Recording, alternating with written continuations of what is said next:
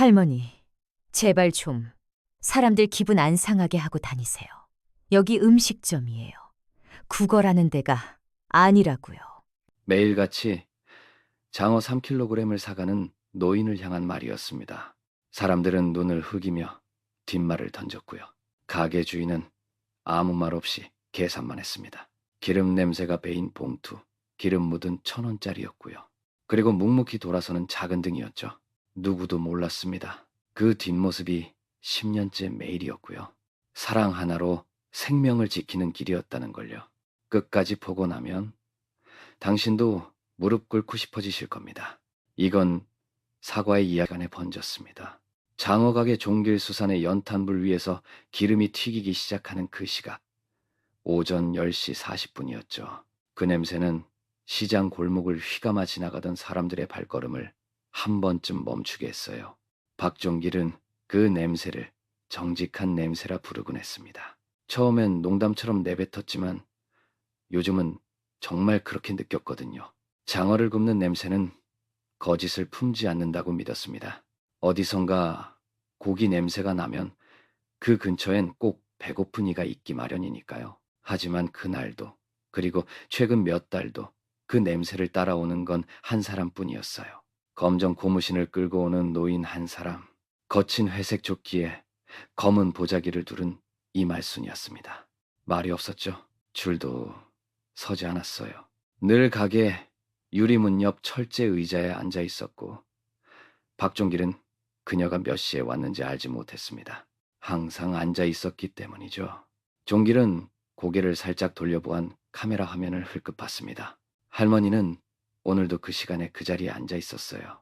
언제부터였는지 모릅니다. 하도 자주 오니 이젠 가게 직원들도 자동으로 장어를 준비해두곤 했죠. 그러다 언젠가부터는 하루도 빠짐없이 장어 3kg를 주문했습니다. 그냥이 아니고 늘 3kg였어요. 오전 11시 전에 와서 3kg를 사서 말없이 사라졌습니다. 장어 3kg면 혼자 먹을 양이 아니야.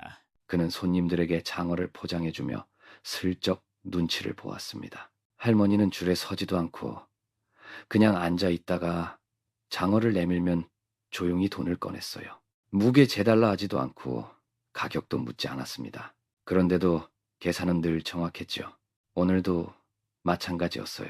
포장을 내미니 할머니는 기름 묻은 1,000원짜리를 꺼내 봉투째 내밀었습니다. 종길은 그 봉투를 받아들며 얼굴을 찌푸렸어요. 봉투 안엔 기름에 젖은 지폐들이 엉겨붙어 있었고 손끝에 미끌거리는 촉감이 전해졌습니다. 할머니, 봉투가 너무 지저분해요. 다음엔 새 걸로 갖고 오시면. 말수는 고개만 가볍게 저었습니다. 말은 없었고요. 눈도 맞추지 않았습니다. 그저 종길 손에 봉투를 맡기고 장어 봉지를 받아들었어요. 그 순간 시장 다른 가게들 쪽에서 웃음 섞인 말들이 흘러나왔습니다. 오늘도 그 시간 맞춰 오셨네. 시계 없어도 참 정확해. 나는 저 할머니 무당인 줄 알았다니까. 그 고무신이 매일같이 장어 3kg씩 먹으면 무슨 보약이 따로 있나? 근데 저 냄새 좀 심해요.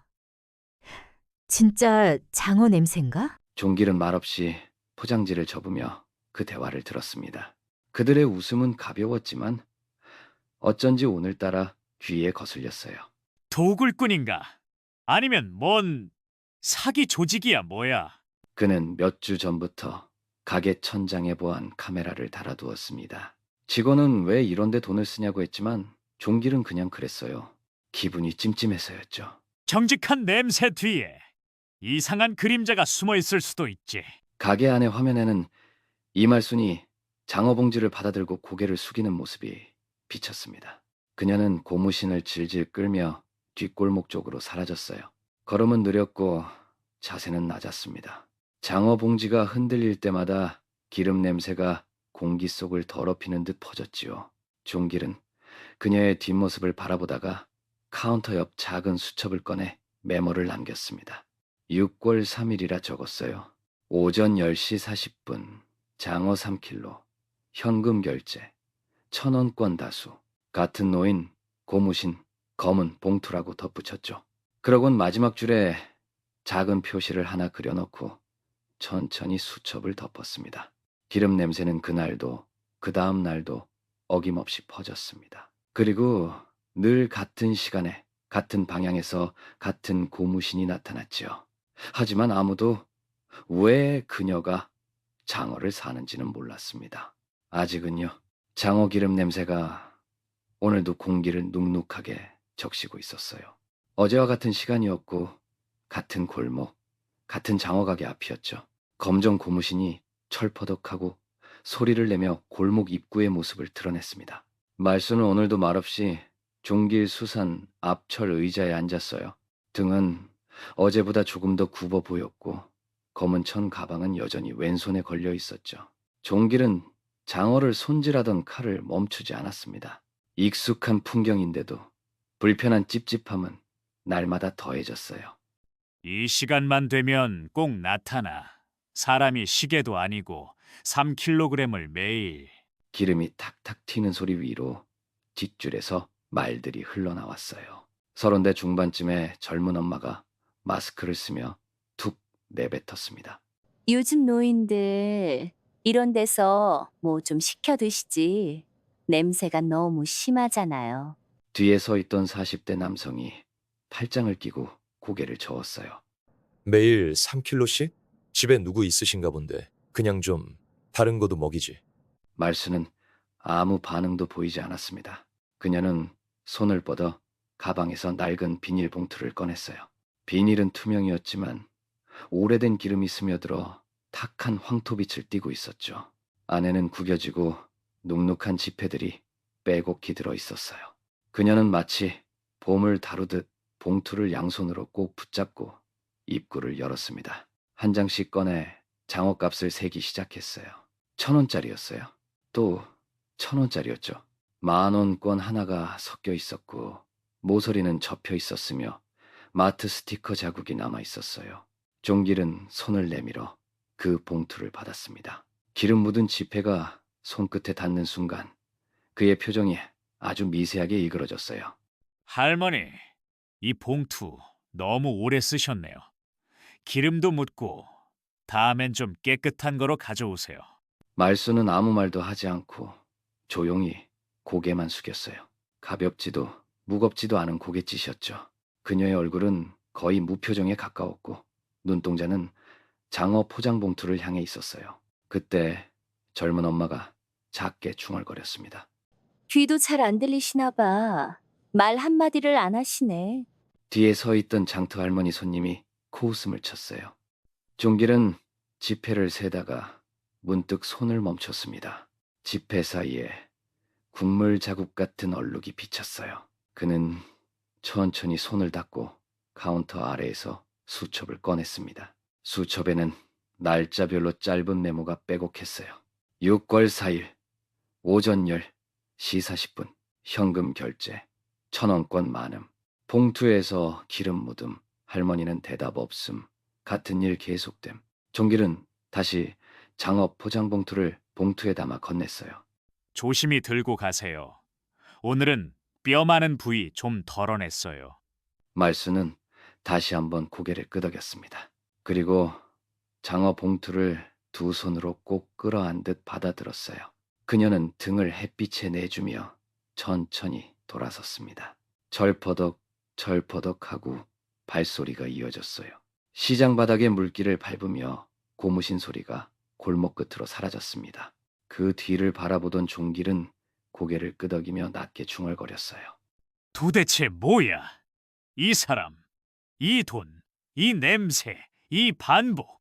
그러고는 다시 칼을 잡아 다음 손님의 장어를 손질하기 시작했습니다. 하지만 손끝에 남은 기름 냄새는 쉽게 사라지지 않았어요. 지폐에서도 봉투에서도 고무신이 밟고 간 바닥에서도 그 냄새가 오래 남았죠. 묘하게 눅진하고 낯설게 아련한 냄새였어요. 마치 오래된 기억 같았죠. 결코 가볍지 않은 1,000원짜리의 무게였어요. 종길은 손에 남은 기름 냄새가 3번을 닦아도 사라지지 않는 것처럼 느꼈습니다. 지폐 냄새일까요? 장어 냄새일까요? 아니면 노인의 손에서 옮은 설명하기 어려운 끈적한 잔여물일까요?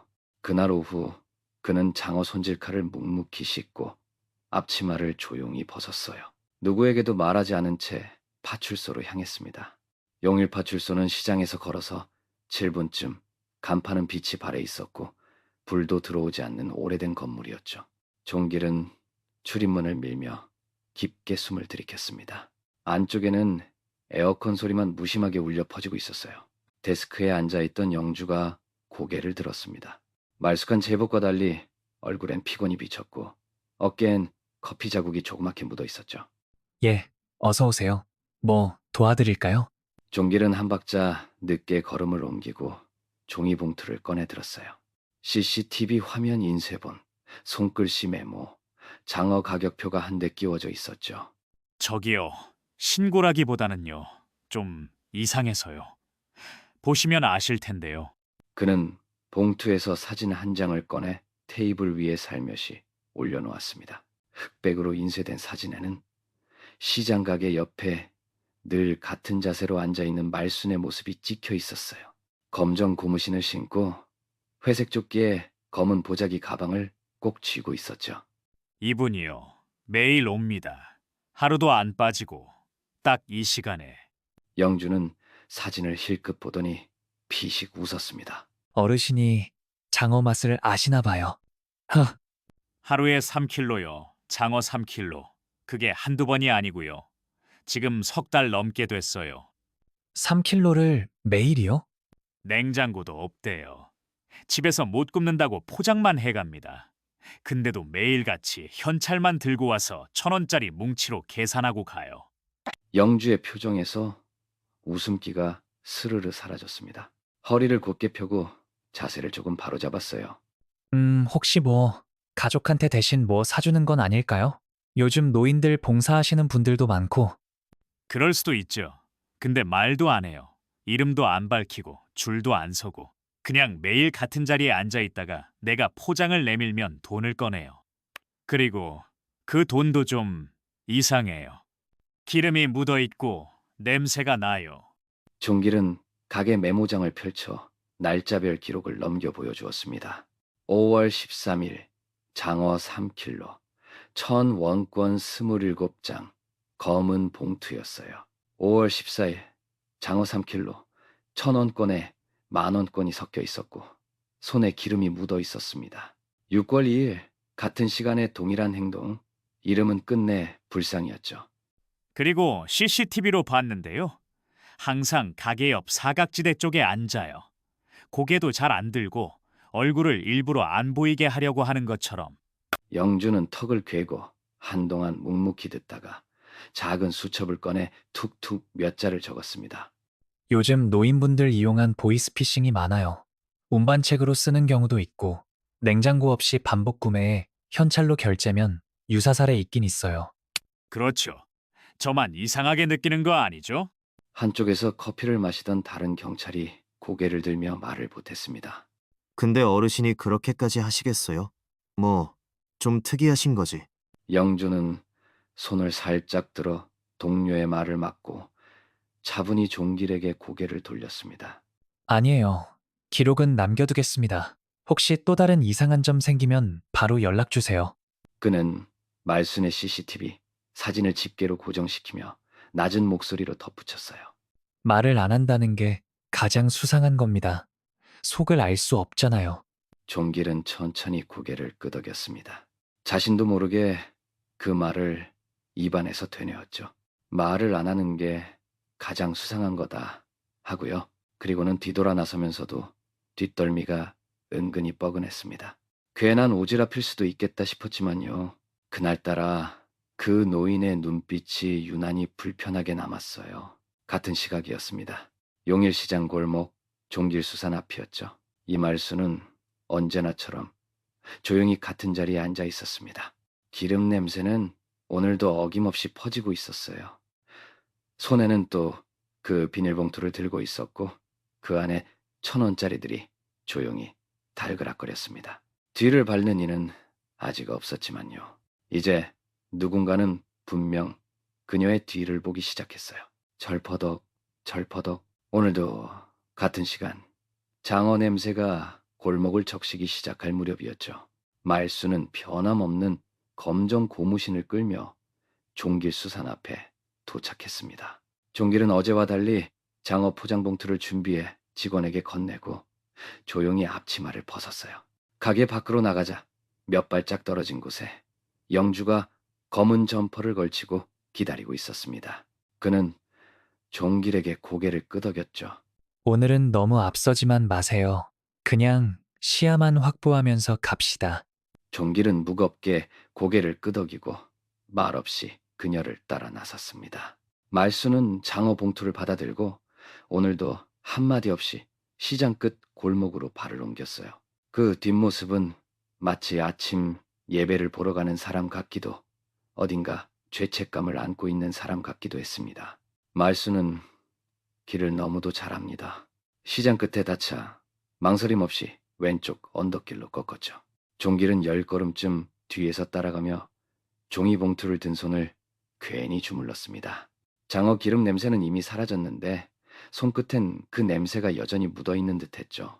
골목은 적막했고 사람 그림자는 없었습니다. 이발소 앞 의자엔 아무도 앉지 않았고 공중전화 박스엔 깨진 유리가 덮여 있었어요. 오래된 경로당 창문엔 냉방 중 외부인 출입 금지라는 종이가 덩그러니 붙어 있었죠. 이 길을 어떻게 매일 걷지? 힘들었겠다. 말수는 그 모든 풍경을 지나쳤습니다. 눈에 익은 길을 걷는 사람처럼 느리고 묵묵하게요.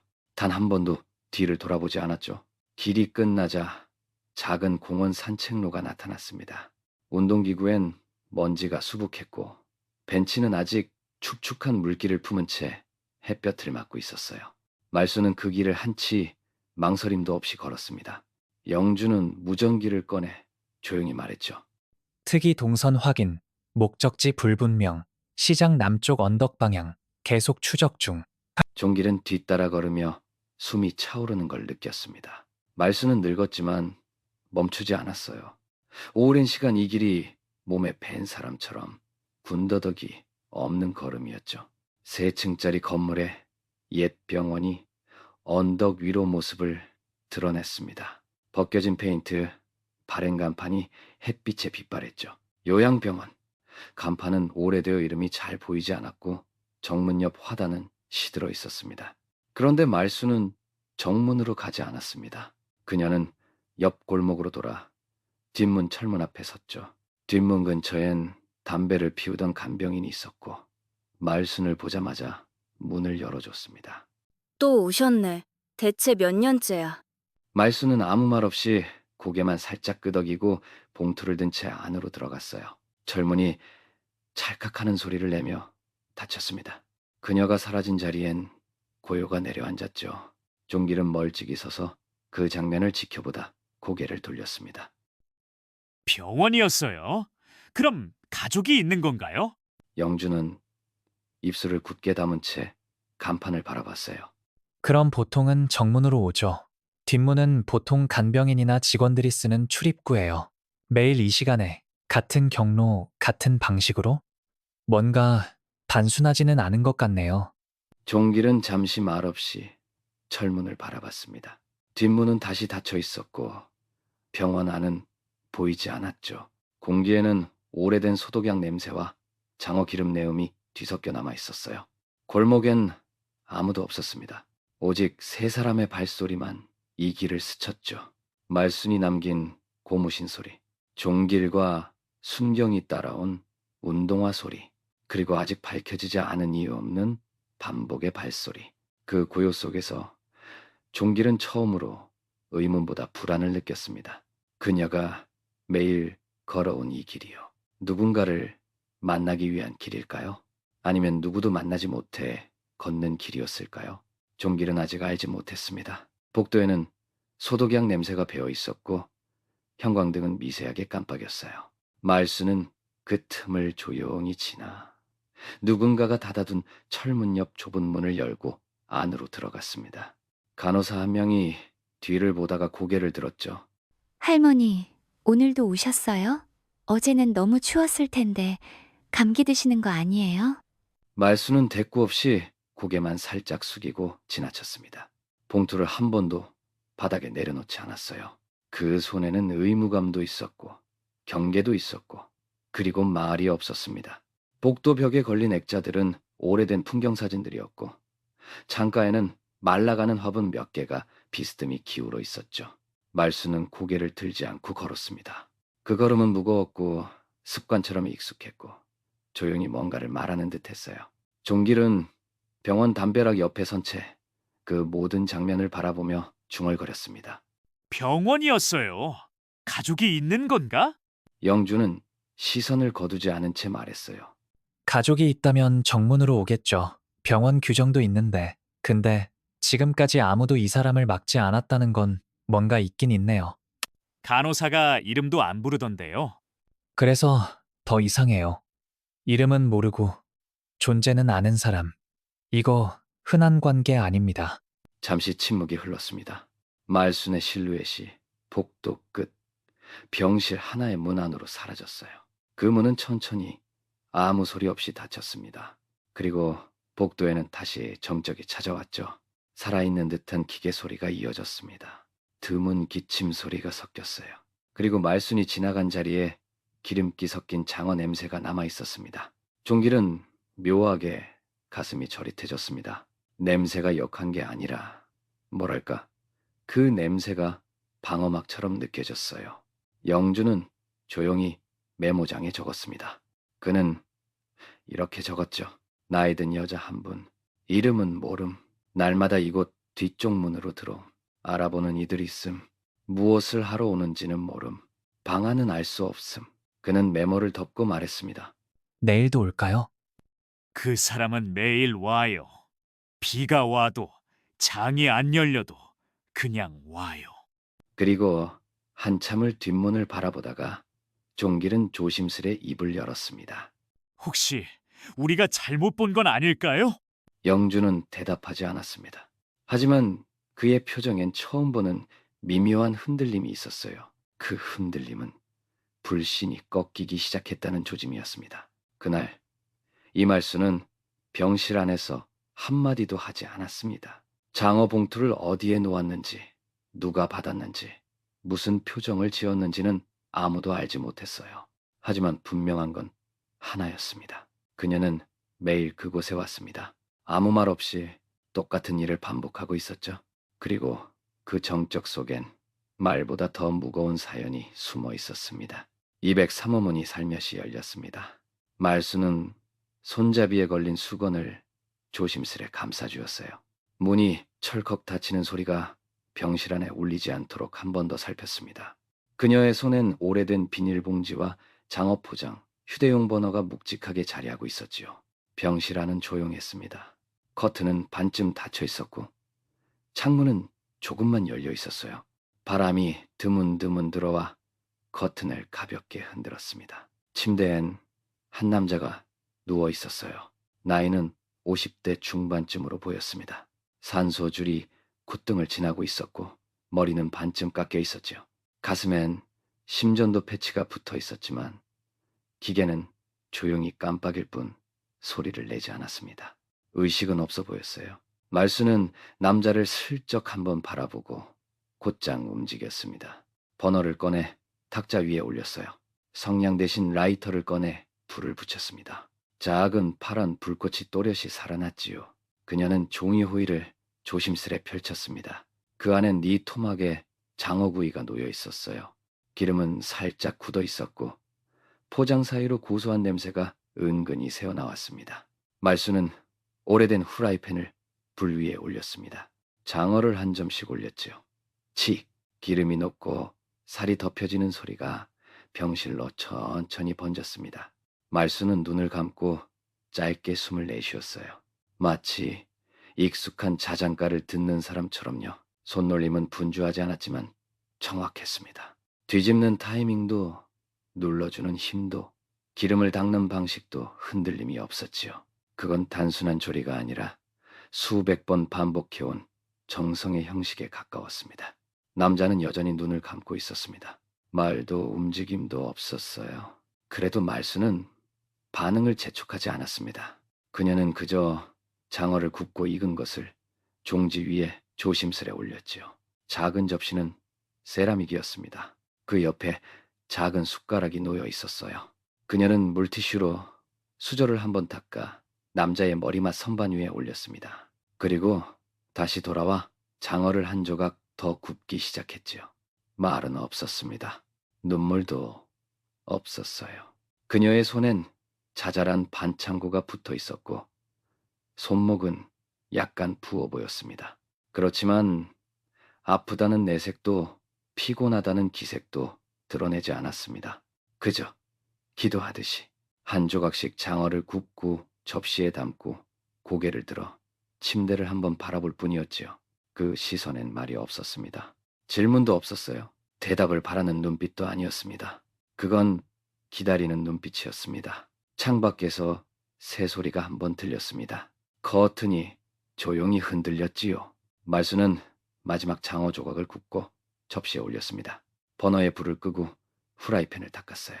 연기 냄새가 방 안에 조금 퍼졌습니다. 그녀는 창문을 더 열지 않았지요. 접시를 한번 바라보았습니다. 그리고 침대 위의 남자도 바라보았어요. 그 순간엔 아무 일도 일어나지 않았습니다. 그런데도 전해지는 것이 더 많았지요.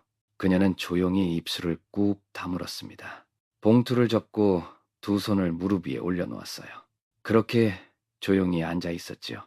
그 방엔 장어 냄새와 고요함이 있었습니다. 그리고 아주 오래전부터 쌓여온 정이 함께 있었어요. 병실 안은 여전히 조용했습니다. 후라이팬은 불이 꺼진 채 식어가고 있었고 장어 한 점이 접시 위에 조심스럽게 놓여 있었어요. 창문을 통해 들어온 늦여름의 햇살이 커튼 틈을 타고 바닥에 번졌습니다. 그 빛 위에 말순의 그림자가 길게 드리워졌지요. 그녀는 여전히 침대 옆 의자에 앉아 있었어요. 무릎 위에 포개어둔 두 손은 조금 전보다 더 평평했고 몸은 침대 쪽으로 약간 기울어져 보였습니다. 마치 오랜 시간 같은 자세로 기다리는 이의 모습 같았지요. 그때 병실 문이 조심스럽게 열렸습니다. 할머니, 오늘도 오셨네요. 말수는 고개를 들지 않았습니다. 그저 살짝 눈동자만 돌려 간호사를 바라봤다가 다시 조용히 접시를 바라봤어요. 간호사는 장어 냄새를 맡고 살짝 웃었습니다. 이 방은 장어 냄새 나서 알아요. 딱 들어오면 느껴져요. 배고프게. 간호사는 잠시 접시를 내려다보다가 고개를 돌려 남자의 얼굴을 살폈습니다. 그리고 조용히 속삭이듯 말했어요. 할머니, 저번에도요. 이분 손가락이 한 번 움직였었어요. 그날도 장어 냄새가 나던 날이었거든요. 이상하게 그때만 반응이 있었어요. 그 말의 말수는 아무 대꾸도 하지 않았습니다. 단지 오른손을 무릎 위에서 살짝 움찔하며 조였어요. 조금 전보다 손가락 마디에 힘이 들어간 것이 보였지요. 의사 선생님은 뭐라 하진 않지만 저희끼리는 장어 때문이 아닐까 하고 말하긴 해요. 장어 좋아하셨나 봐요, 이분. 아니면 그걸 구워주는 사람이 좋아서 그런가. 그 말의 말순이 고개를 아주 천천히 들어 병상의 남자를 바라보았습니다. 짧게 한숨 같은 숨결이 코끝에서 새어나왔지요. 그녀의 눈빛엔 여전히 말이 없었지만 아주 오랜 시간 꾹꾹 눌러온 마음이 담겨 있었어요. 할머니 정성 정말 대단하세요. 매일 시장에서 장어 사오는 거 저 같으면 못해요. 그녀는 말순의 옆에 무릎을 굽히고 앉았습니다. 가끔 궁금했어요. 누구시길래 이러실까? 가족은 아니라고 하셨다면서요? 말순은 대답하지 않았습니다. 대신 천천히, 아주 천천히 남자의 침대 옆에 놓인 작은 수건을 들었어요. 손바닥만한 그 수건은 장어 냄새가 배어 있었고 끝이 닳아 있었습니다. 그녀는 그것으로 접시 가장자리를 조용히 닦기 시작했지요. 장어 조각 옆으로 기름 한 방울이 묻어 있었고 그것을 닦아내는 손길은 마치 오래된 물건을 다루는 장인의 손처럼 섬세했어요. 문틈 사이로 바람이 한 번 더 들어오고 커튼이 살짝 흔들렸습니다. 그리고 복도 바깥 유리문 너머에서 박종길은 그 모든 장면을 말없이 바라보고 있었어요. 그는 지금껏 본 것 중 가장 이상하고 가장 조용하며 가장 마음이 먹먹해지는 장면을 보고 있었습니다. 말도 하지 않고 눈물도 흘리지 않는 노인이 매일 같은 시간 같은 자리에 찾아와 같은 방식으로 장어를 굽고 접시에 올리고 기다리고 있었지요. 그건 미련이 아니라 사랑이었어요. 불쾌함이 아니라 정성이었고요. 수상함이 아니라 희망이었습니다.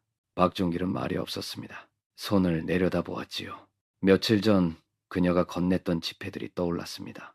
기름 묻고 구겨지고 작은 봉투 안에 꼭꼭 접어넣었던 그 돈이 지금 이 자리에서는 하나도 불쾌하게 느껴지지 않았어요.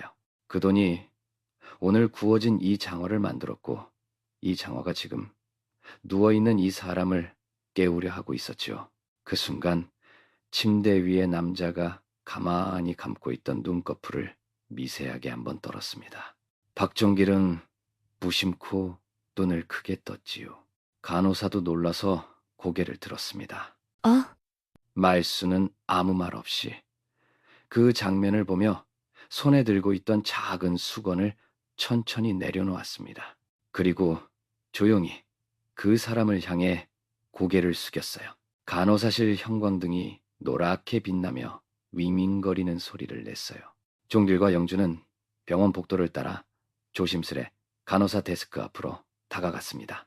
책상 뒤편 컴퓨터 앞에 앉아있던 젊은 간호사가 고개를 들었어요. 어디선가 본 듯한 표정으로 두 사람을 바라보더니 조용히 마우스를 움직였죠.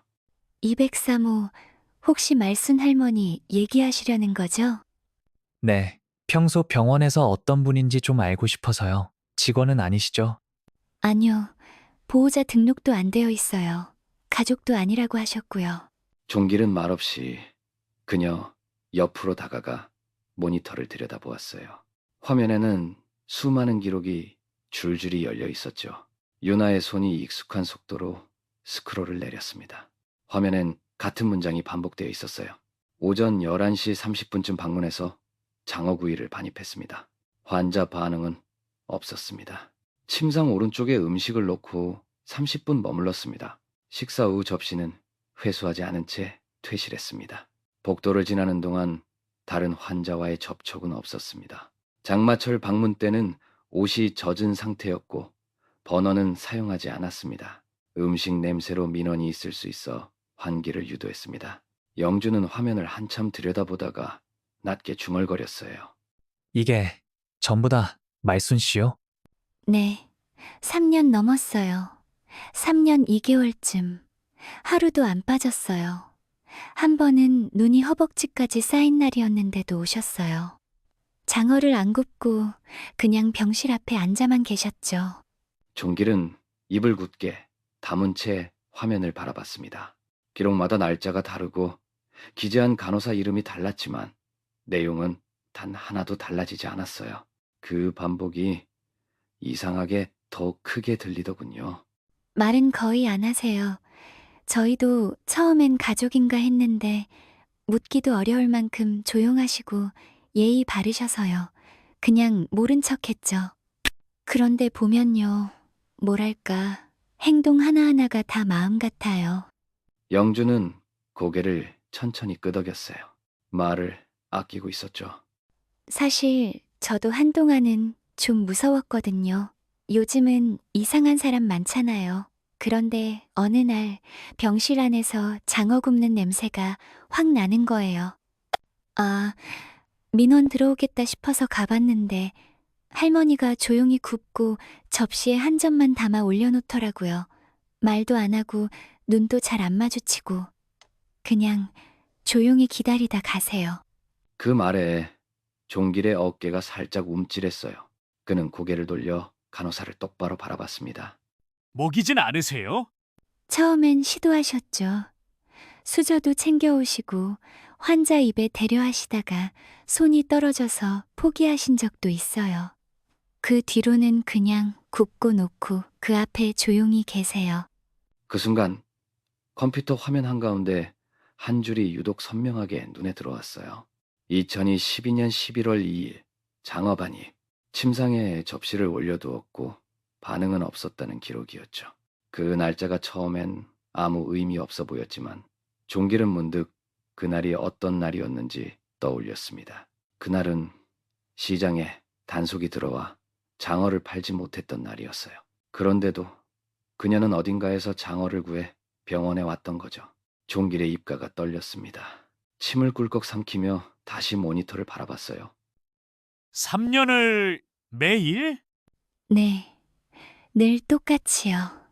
번호도 똑같고, 펜도 똑같고, 봉투도 똑같고요. 그제야 영주가 처음으로 눈을 내리깔았어요. 뒷머리를 극적이며 낮게 말하더군요. 나는 그냥 이상한 노인네인 줄 알았어요. 그렇게 보이실 수도 있죠. 근데 저희야 매일 보니까 알아요. 그분 말은 없는데 뭔가 간절해요. 조용해진 간호사실 안으로 창밖에서 구급차 사이렌 소리가 멀리서 퍼졌다가 사라졌습니다. 종길은 여전히 아무 말도 하지 못했어요. 그는 자신의 손을 내려다 보았습니다. 기름 묻은 봉투를 받을 때마다 스멀거렸던 불쾌감이 되살아났죠. 가게 안에 냄새가 퍼질까봐 찡그렸던 순간들, 속으로 이상한 노인네라 부르며 밀어냈던 마음이 한꺼번에 수치처럼 몰려왔어요. 그 손이 지금 아주 조용히 떨리고 있었습니다. 유나는 모니터를 천천히 껐어요. 빛이 사라지자 방안도 훨씬 고요해졌습니다. 지금 병실에 계시니까 직접 보셔도 좋아요. 영주는 조용히 자리에서 일어났습니다. 종길도 따라 일어섰어요. 하지만 그는 한참이나 그 자리에 멈춰 선 채 고개를 들지 못했죠. 병실 안에는 장어 냄새가 고요히 머물러 있었어요. 창문은 살짝 열려 있었지만 그 냄새는 쉽게 빠져나가지 않더라고요. 이 말수는 침대 옆 작은 탁자 위에 앉아 있었답니다. 탁자 한편엔 후라이팬과 도마가, 다른 쪽엔 조그만 버너가 꺼진 채로 놓여 있었지요. 그녀는 말을 아꼈습니다. 다만 손만은 움직였어요.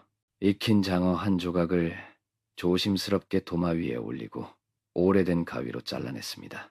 가위날이 삐걱거리며 살을 자를 때마다 조용한 병실 안에 섬세한 소리가 퍼졌어요. 그녀의 손가락은 느리고 다소 떨렸지만 정확했죠. 말수는 조각을 수저 옆 접시에 옮기고 그 옆에 고요히 앉았습니다. 그녀는 천천히 입을 열었어요.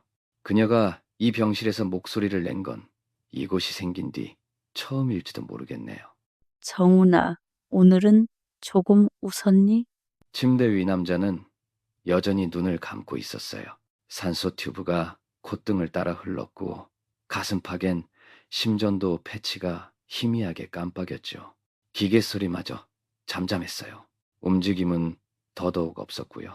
엄마가 오늘은 덜 태웠다. 기름도 조금 덜 흘렸고 손이 덜 떨렸나 봐. 그녀는 침대 가까이 다가가 접시를 들었습니다. 장어 한 조각을 수저로 조심스럽게 떠서 남자의 입가에 가져갔어요. 하지만 그는 아무런 반응도 보이지 않았습니다. 말수는 수저를 잠시 멈추었다가 다시 접시에 내려놓았지요. 그렇지, 입맛 없지. 그래도 냄새는 좋았을 거야. 시장 사장님이 오늘 거는 참 신선하다고 하더라. 괜찮았지? 그녀는 수건으로 그의 턱선을 조심스레 닦았어요. 그 손엔 반창고가 두어 개 붙어 있었고 손등엔 오래된 화상 자국이 남아 있었지요. 뜨거운 기름이 튄 흔적이거나 버너불에 댄 상처였을 겁니다. 말수는 정훈의 이마 위에 손을 얹었습니다. 이마를 쓸어내리는 손짓은 아주 부드럽고 몹시 조심스러웠어요. 그 손길에는 말보다 깊은 정이 담겨 있었지요. 이마에 땀 났네. 오늘 좀 움직였나 보다. 엄마가 내일도 올게. 똑같이 해줄게. 말수는 그렇게 말하고 다시 자리에 앉았습니다. 가위질을 멈추고 빈 수저를 바라봤어요. 그 눈빛엔 기대가 없었고 원망도 없었습니다. 그저 오늘도 하루를 채운 사람의 눈빛이었죠. 그리고 문틈 밖에서 박종길이 그 모든 모습을 보고 있었어요. 얼굴을 다 드러내진 않았지만 문 옆 유리창 너머로 말순이 조심스럽게 장어를 썰고 접시에 담고 정훈의 이마를 쓰다듬는 모습을 하나도 빼지 않고 지켜보고 있었답니다. 박종길의 눈가가 붉어졌어요. 그는 목울대를 움찔하며 꿀꺽 삼켰지요. 숨이 턱 막히는 듯한 감정이 올라왔지만 그는 고개를 돌리지도 나가지도 않았어요. 그저 그 자리에 가만히 서서 그녀의 손짓 하나하나를 바라봤지요. 그 순간 말순이 문을 슬쩍 바라봤습니다. 누가 있는지 알았는지는 알 수 없었어요. 그녀는 아무 말도 하지 않고 다시 천천히 정훈의 옆에 앉았습니다. 그 병실 안에는 장어 냄새와 반복된 손짓과 그리고 말순이라는 한 사람의 삶 전체가 고요히 담겨 있었어요. 국도 7번이었습니다. 비가 가늘게 뿌리고 있었지요. 희뿌연 하늘 아래 도로가 젖어들고 있었어요. 정호는 회색 정장을 입고 하얀 넥타이를 메고 있었지요. 아침마다 잔소리하던 말순의 말이 귓가를 맴돌았어요. 그 목소리가 오늘따라 더 또렷하게 들렸습니다. 오늘도 밥 안 먹고 나가냐? 장어 한 점만 먹고 가, 정훈아. 출근길, 정호는 핸들을 꼭 잡은 채 창밖으로 고개를 돌렸습니다. 흐릿한 유리창 너머로 트럭 한 대가 비에 미끄러지는 게 보였지요. 급브레이크 소리가 도로를 갈랐고 경적이 이어졌습니다. 순간 유리가 산산이 부서지며 흩어졌어요.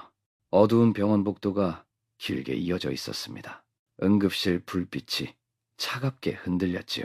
멀리서 기계음이 낮게 울려 퍼졌습니다. 말수는 작은 비닐 우산을 움켜쥔 채 뛰어들어왔습니다. 퉁퉁 부은 발로 바닥을 구르듯 달려왔지요. 의료진은 숨 돌릴 틈 없이 말을 쏟아냈습니다. 두개골 손상 심각합니다. 자가호흡 없고 반응 전무. 보호자분?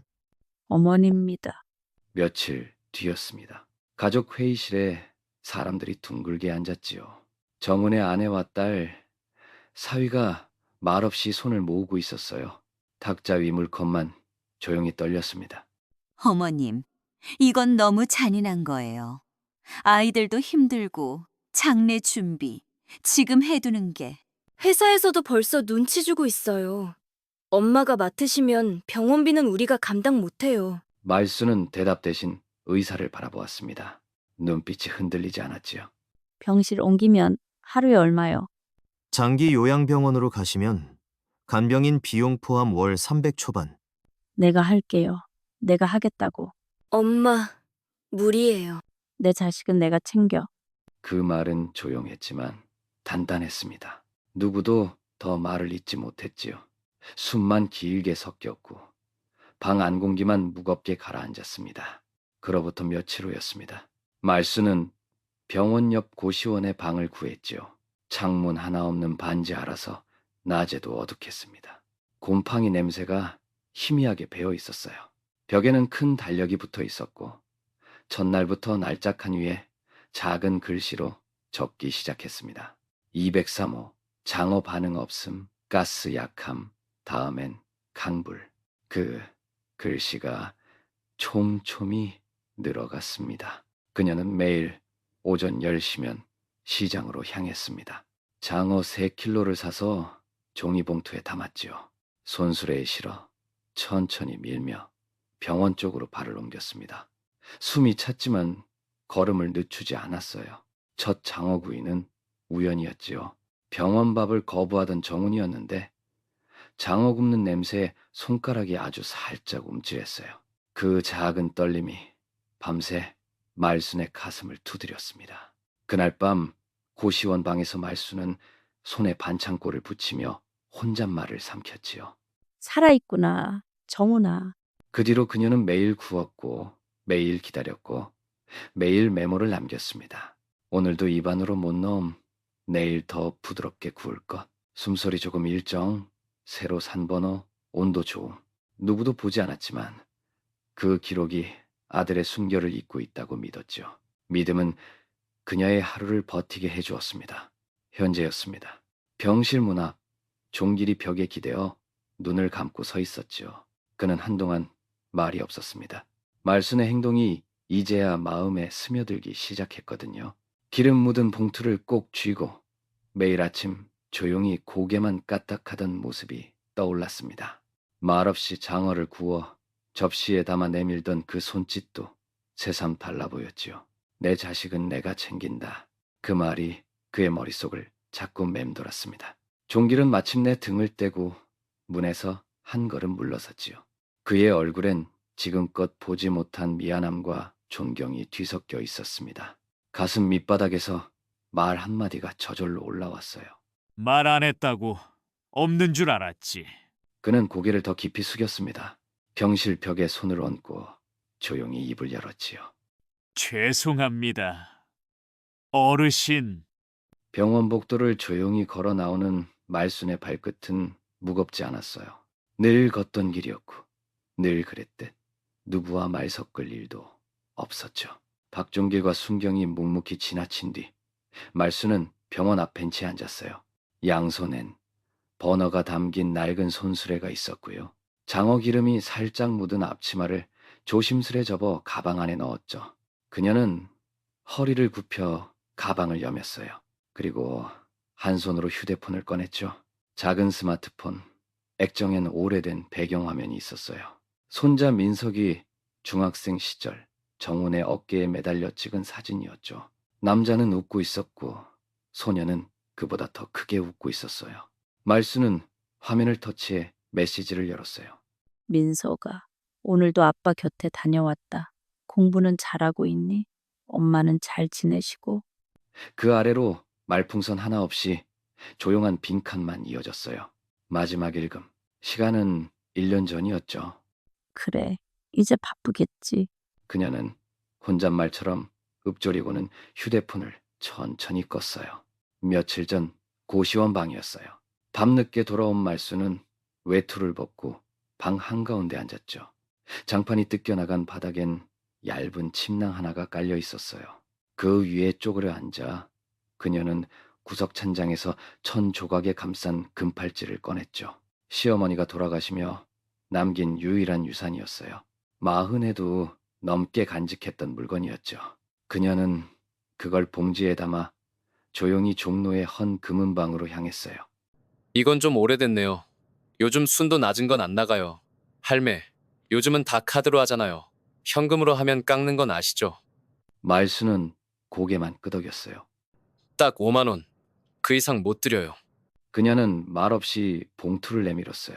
작물업자가 건넨 지폐를 봉투에 다시 담아 기름 묻은 가방 속 장어용 현금과 함께 꾹 눌러 넣었죠. 더 이전 그날 병실이었어요. 며느리가 조용히 들어와선 정훈의 병실을 둘러보고 조용히 짐을 챙겼죠. 가운과 손수건, 책 몇 권, 민석이 어릴 적 그려놓은 그림까지 담았어요. 말수는 그날 병실 옥상에서 창문을 닫고 있었죠. 기름 냄새를 없앤다고 추운 날씨에도 물수건을 짜며 유리창을 닦던 날이었어요. 그녀가 병실에 돌아왔을 때 침대 옆 테이블엔 작은 쪽지 하나만 남아 있었죠. 엄마, 더는 못 버티겠어요. 민석이도 불안정하고 병원비는 계속 밀리고 죄송해요. 정말 죄송해요. 그녀는 쪽지를 들고 가만히 앉았어요. 그날 저녁엔 장어를 굽지 않았죠. 다만 병실 침대 머리맡에 앉아 정훈의 손을 꼭 쥐고 있었어요. 그리고 어느 날 논을 팔았어요. 고향집에서 걸어가던 논길, 비닐하우스가 쭈그러진 채 세월에 잠겨있던 그곳이 떠올랐죠. 지금 인원 사겠단 젊은 사람 드뭅니다. 지금 안 팔면 내년부턴 더 어려워요. 할머니 결단 잘하셨어요. 말수는 조용히 도장을 찍었어요. 논 위에 돗자리 펴고 점심을 싸먹던 기억. 정훈이 논두렁에서 개구리 잡던 시절은 이제 종이 한 장에 이름만 남았죠. 현재 고시원 방이에요. 말수는 가방을 내려놓고 작은 냄비에 물을 올렸어요. 장어 기름이 묻은 손수건을 물에 담그고 조심스레 문질렀죠. 작은 책상 위에는 달력이 붙어 있었고 그 위엔 연필로 적은 메모가 보였어요. 작은 글씨로 203호, 장어 반응 없음, 기름은 적게, 내일은 초벌로 라고 적어두었죠. 그녀는 물을 따라 컵에 담고 기도라도 하듯 눈을 감았어요. 소리도 표정도 없지만 그 방 안엔 수많은 하루들이 쌓여 있었어요. 자식은 떠나고 손자는 멀어지고 금은 녹슬고 노는 팔렸지만 말수는 여전히 남아 있었죠. 장어 냄새와 함께였어요. 기름 묻은 봉투와 함께였고요. 그 어떤 날도 빠지지 않았어요.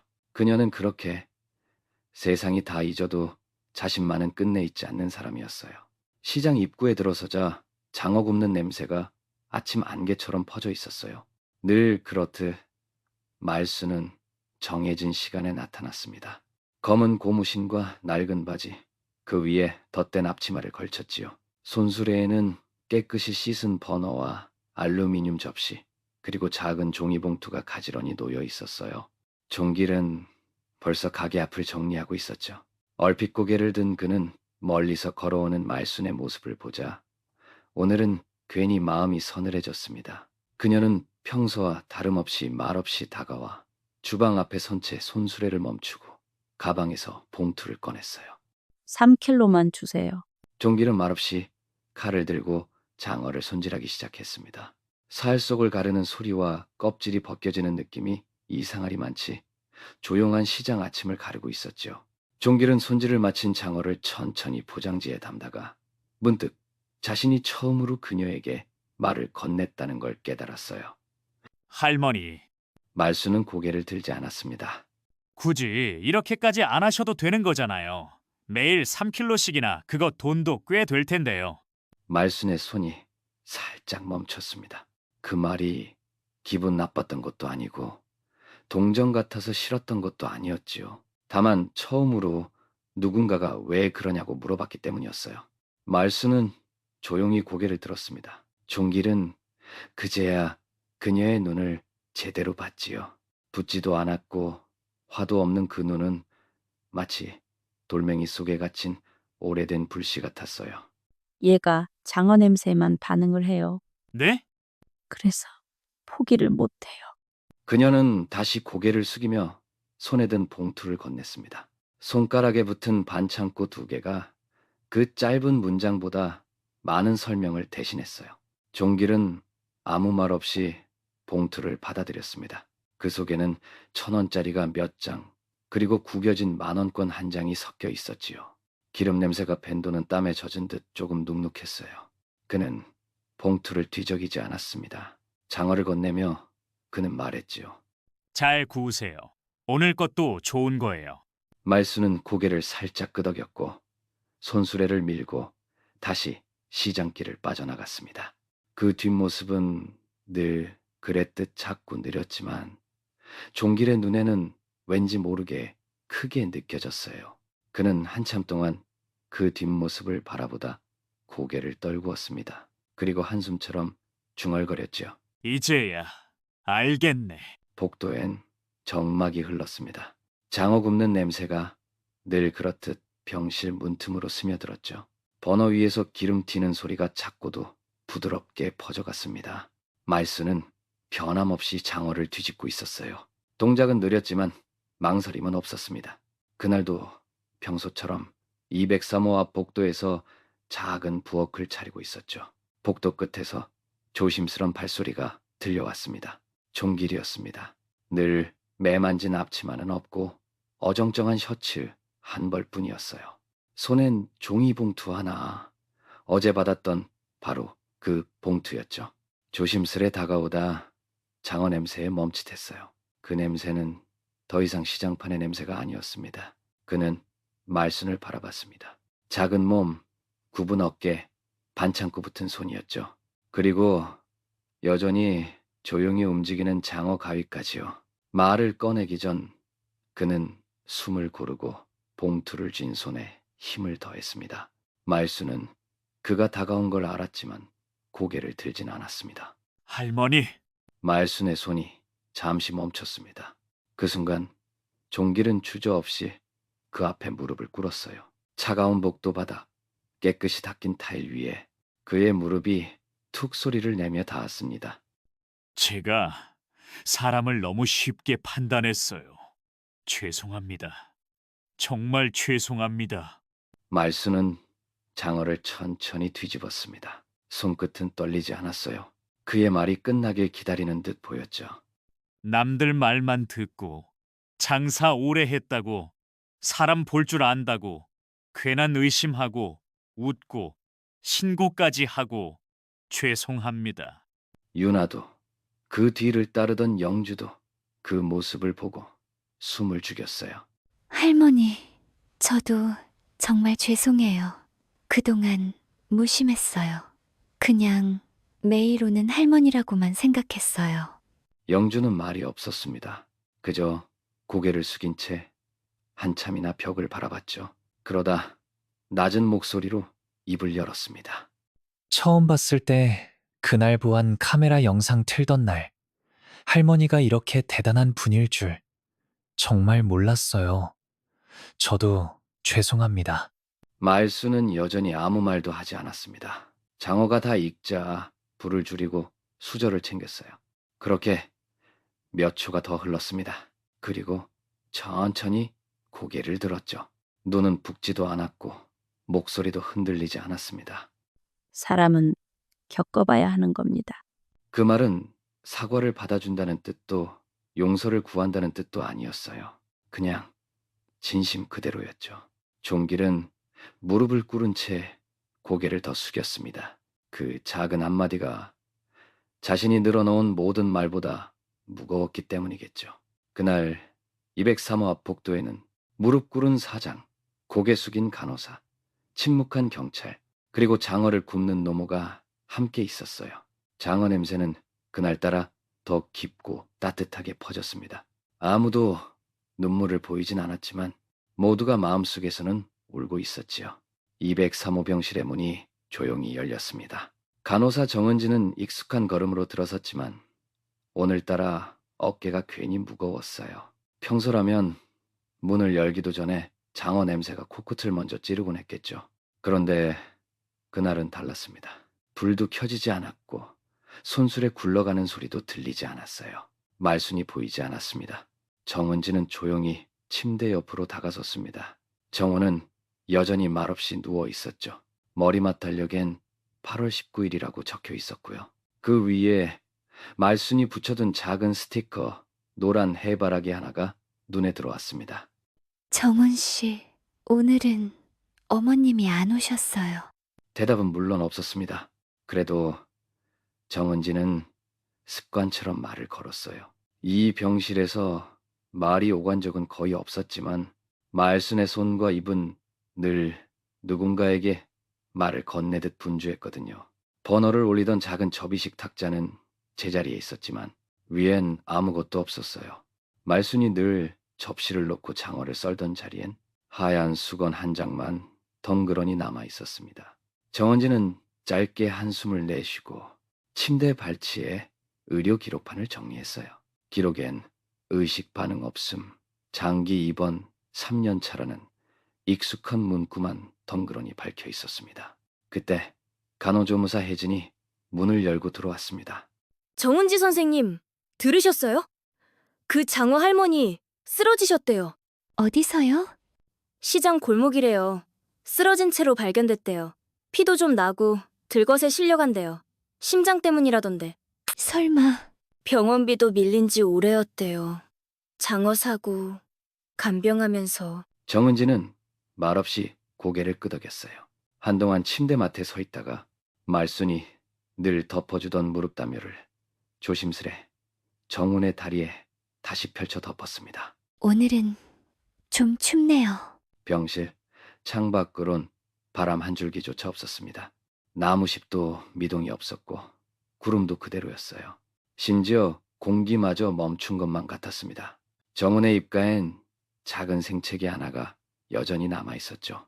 며칠 전 면도하다가 말순이 피를 냈던 자리였습니다. 그녀는 대수롭지 않게 반창고를 붙이며 말했었어요. 남자란 게 언제 봐도 참 손이 많이 간다. 그 말이 정은지의 귀에 다시금 또렷이 들려오는 듯했어요. 정은지는 다시 침대맡에 앉았습니다. 그리고 아주 낮은 목소리로 속삭였죠. 할머니가 안 오시면 이제 이 방도 조용하겠네요. 그때 정은의 눈꺼풀이 아주 미세하게 떨리는 것처럼 보였어요. 정은지는 숨을 멈췄습니다. 하지만 그것도 잠깐, 금세 아무 일도 없었던 듯 고요가 제자리로 돌아왔죠. 말순 없이 맞는 203호의 첫날이었습니다. 그날의 병실은 기계 소리도 사람 소리도 냄새도 온기도 없이 그저 고요했어요. 병실 문이 조용히 열렸습니다. 익숙한 발소리가 아니었어요. 검정 고무신 소리도 아니고 반찬 봉투 비닐이 흔들리는 소리도 아니었죠. 그 대신 묵직한 운동화 밑창이 조심스럽게 바닥을 긁는 소리가 났습니다. 종길이었습니다. 그는 장어를 구워 포장한 흰 종이 봉투를 들고 있었죠. 낡은 손가방 하나엔 작은 가스버너와 접시, 집게가 조심스레 담겨 있었어요. 병원 복도에 발을 디딘 그는 문 앞에서 잠시 주춤하며 숨을 고릅니다. 문을 밀자 익숙한 침묵이 병실을 채웠습니다. 정호는 늘 그 자리에 있었죠. 그리고 말수는 없었습니다. 종길은 병실 한쪽 탁자에 조심스레 가방을 올립니다. 버너를 꺼내 천천히 준비를 시작했어요. 불을 붙이자 작은 푸른 불꽃이 조용히 피어올랐습니다. 이걸 내가 하게 될 줄이야. 그는 장어를 조심스레 올립니다. 칙 기름이 튀는 소리가 낯설게 울렸어요. 그 소리에 간호사 유나가 문을 열고 들어옵니다. 어머, 박 사장님, 그걸... 할머니 안 계신다고 그냥 놔둘 순 없더라고요. 유나는 말없이 고개를 끄덕이고요. 잠시 병실을 나가 조용히 문을 닫았습니다. 장어 기름 냄새가 다시 병실에 퍼지기 시작합니다. 기억을 깨우는 듯한 향기였죠. 그는 장어를 한번 뒤집고 그릇을 꺼내 얹습니다. 그리고 접시를 정훈의 얼굴 가까이로 천천히 가져가요. 그는 조심스럽게 말을 이었습니다. 종훈 씨, 아니 정훈아, 네 어머니가 매일 이렇게 구웠다더라. 내가 미처 몰랐지. 기름 냄새가 조금 더 짙어지자 공기가 달라졌습니다. 정훈의 콧등이 아주 미세하게 살짝 움찔했어요. 종길의 눈이 크게 떠집니다. 움직였냐? 내가 착각한 건가? 그는 손을 떨며 장어 한 점을 접시에 더 올리고요. 조금 더 가까이 가져다 댔습니다. 그 순간 유나가 다시 병실 문을 열고 들어옵니다. 사장님, 지금 저도 봤어요. 코끝이 움직였어요. 분명히. 종길은 말없이 고개를 끄덕였습니다. 밀려드는 감정에 그는 버너 옆에 잠시 쪼그리고 앉았어요.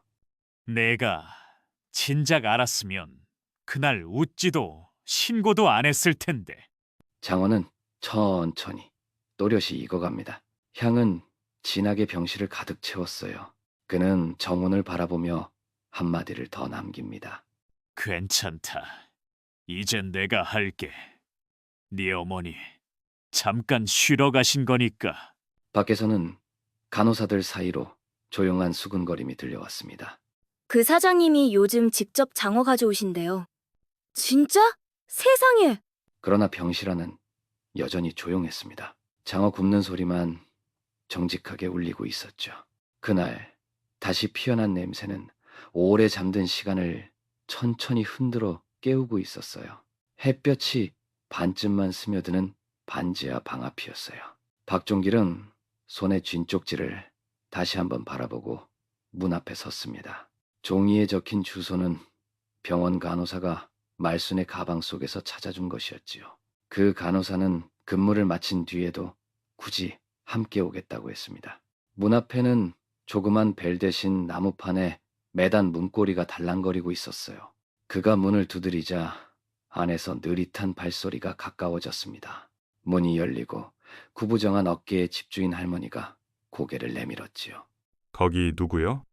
안녕하세요. 저희가 이 방 쓰시던 이말순 할머니 지인인데요. 요양병원에서 오셨어요. 아, 그 장어 사오시던 할머니? 그분 며칠째 안 보이더니. 잠깐 병원에 입원하셨어요. 그 방 좀 정리하려고요. 그래요. 뭐 가져갈 것도 없어요. 들어가 봐요. 문이 더 열리자 싸한 공기가 먼저 흘러나왔습니다. 반지하 특유의 눅눅한 냄새가 코끝을 스쳤지요.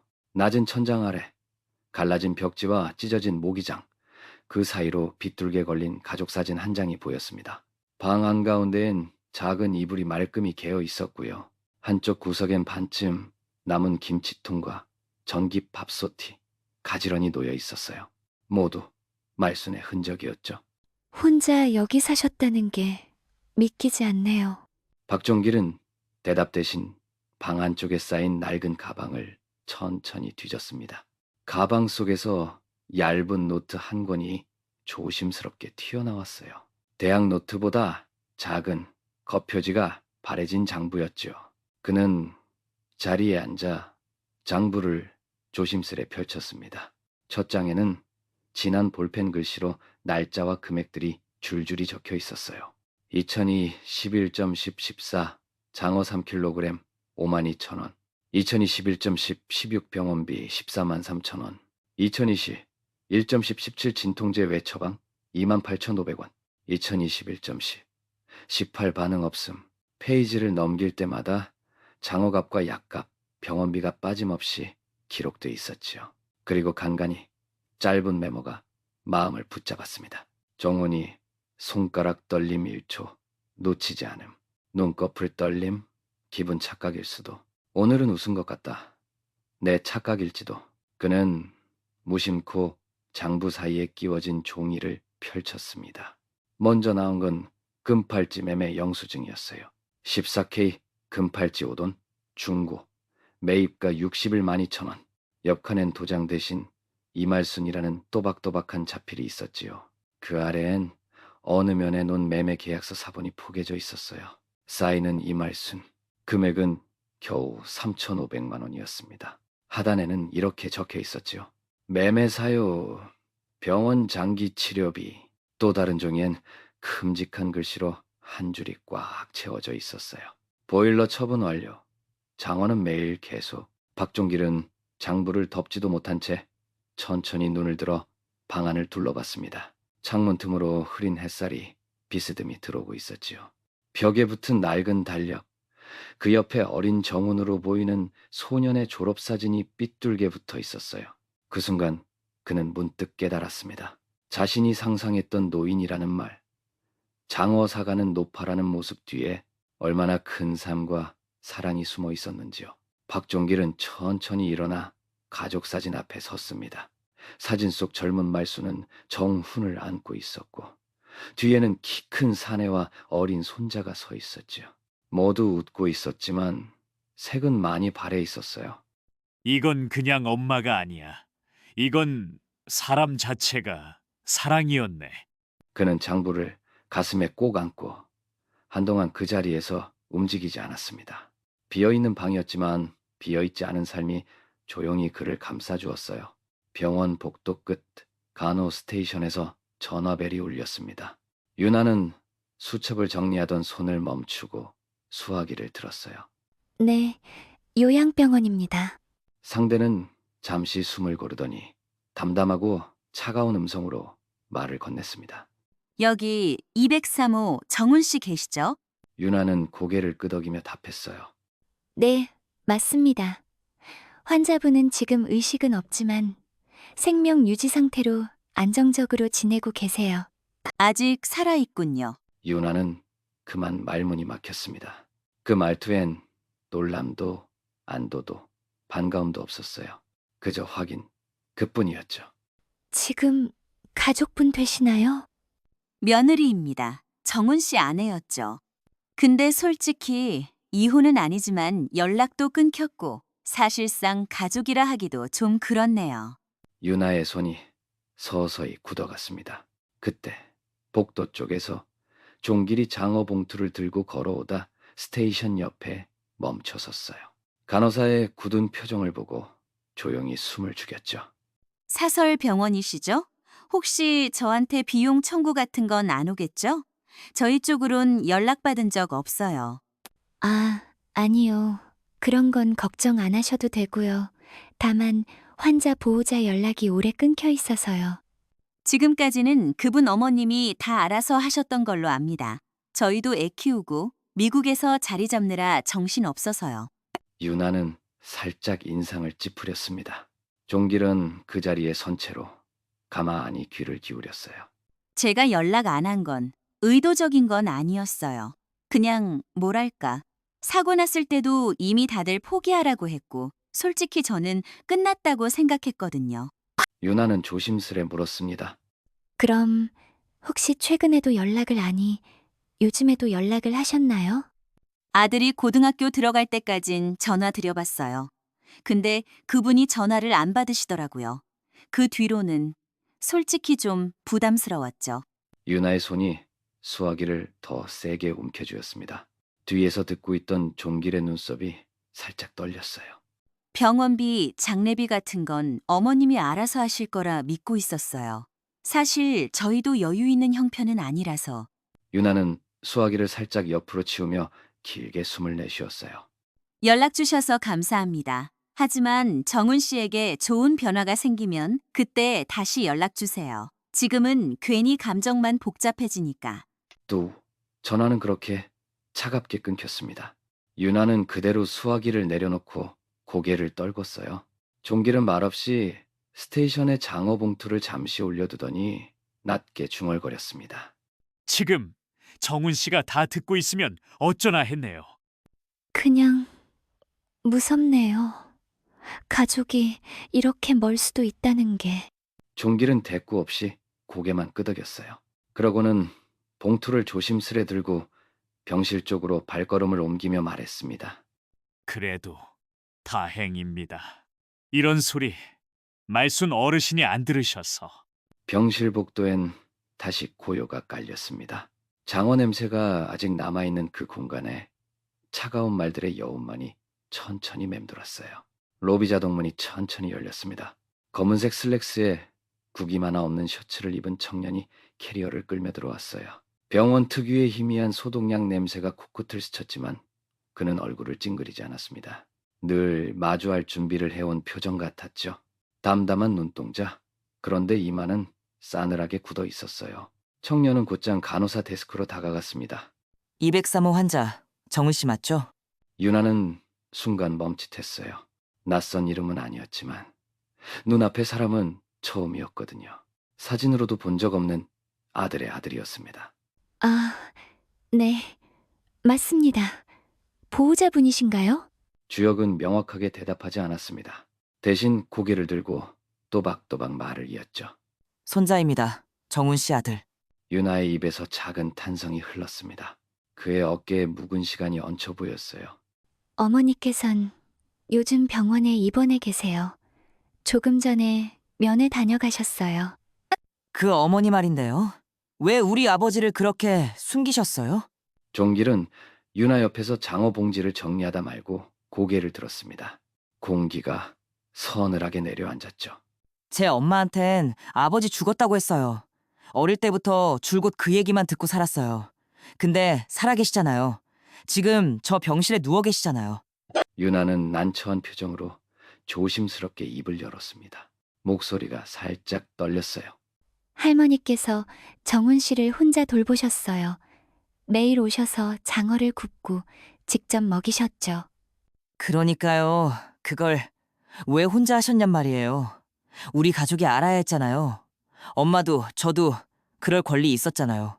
종길이 천천히 다가와 말을 붙였습니다. 그의 눈빛엔 머뭇거림이 섞여 있었죠.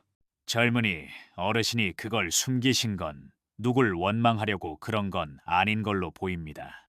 주역은 종길을 정면으로 바라봤습니다. 그의 눈은 차갑게 식어 있었고 오래 눌러둔 감정이 겨우 모서리를 내밀었어요.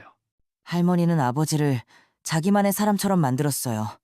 엄마는 매일 울었고 전 아버지 얼굴도 기억 안 나요. 결국 우린 없는 사람을 기준으로 살아야 했어요. 그걸 희생이라고만 말하실 수 있나요? 종길은 말문이 막혔습니다. 옳고 그름으로 가르기 어려운 너무 오랜 시간 엇갈린 사랑의 방식이 벽을 쌓아 올렸거든요. 주역은 병실 쪽으로 고개를 돌렸습니다. 유리창 너머로 닿지 않는 숨결이 흔들렸죠. 이젠 누굴 탓해도 소용없다는 거 알지만요. 그래도 할머니가 제게서 뺏은 것도 분명히 있었어요. 유나는 아무 말도 하지 못한 채 그를 바라봤습니다. 청년의 등에는 오랜 억울함과 복잡한 서운함이 내려앉아 있었어요. 그런 말, 어르신 앞에서 안 하길 다행입니다. 주역은 고개를 끄덕이지도 젓지도 않았습니다. 그저 병실 창문 너머를 한참 바라보다가 천천히 몸을 돌렸죠. 아버지 눈이 언젠간 떠질까요? 우린 매일 희망을 걸고 있어요. 그 희망의 유일한 증인이 할머니셨습니다. 그 희망이 날 피하지 않았으면 좋겠네요. 그는 그렇게 말하고 복도 끝으로 걸어갔습니다. 뒷모습은 단단해 보였지만 어딘가 불완전하게 삐걱대는 자식 세대의 그림자처럼 멀어졌어요. 말없이 병원을 빠져나갔습니다. 병원 복도 끝에 오래된 회색 의자 하나가 조용히 놓여 있었어요. 그 위에 말순이 등을 곧게 세운 채 앉아 있었죠. 눈은 감고 있었지만 기척엔 예민했어요. 문이 닫히는 소리, 멈칫하는 발걸음, 간호사가 흘리는 짧은 말까지 다 들으며 버티고 있었죠. 무릎 위엔 낡은 헝겊봉지 하나가 얌전히 놓여 있었고 손에는 마르고해진 손수건이 꼭 쥐어져 있었어요. 담요가 다리를 덮고 있었고 하얀 수건은 이마에 살짝 얹혀 있었죠. 그 얼굴은 고단했지만 마음은 단단해 보였어요. 멀리서 발자국 소리가 천천히 다가왔습니다. 주혁이었어요. 몇 시간 전 떠났다가 다시 돌아온 걸까요? 등을 돌려나갔지만 하지 못한 말들이 끝내 목에 걸렸겠죠. 그는 말없이 할머니를 바라봤습니다. 말수는 눈을 뜨고 조용히 입을 열었어요. 돌아왔구나. 주혁은 한동안 서 있다가 천천히 물었어요. 왜 숨겼어요? 말수는 두 손을 무릎 위에 모은 채 시선을 내려깔았어요. 너희 엄마한테 얘기하지 말라. 내가 부탁했다. 그의 삶도 너도 내가 방해하고 싶지 않았거든. 그게 사랑이에요? 말수는 입술을 꽉 깨물었다가 천천히 풀었어요. 그 아이는 내 자식이다. 숨이라도 쉬고 있는 한 그 삶을 포기할 수 없었다. 아무도 대신할 수 없는 몫이었어. 내가 만든 자식이니 내가 지고 가야 했어. 주혁은 길게 숨을 내쉬며 고개를 돌렸어요. 엄마는 평생 혼자였어요. 아버지의 부재를 꿰매듯 살았고, 난 아버지 얼굴 한번 모르고 자랐어요. 말수는 가만히 고개를 끄덕였어요. 그의 고통을 부정하지 않았습니다. 내 엄마 힘들게 산 거 안다.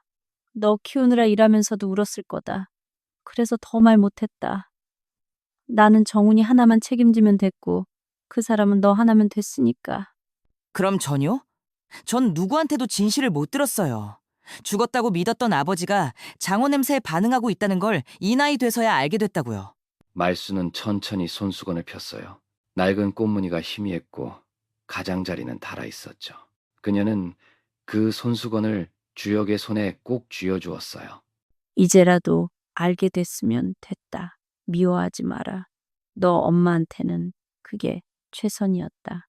주혁은 손에 쥐어진 손수건을 한참 내려다봤어요. 묻어있는 기름 자국과 오래된 접힌 자국, 거기에 쌓인 시간과 침묵이 처음으로 눈에 들어왔죠.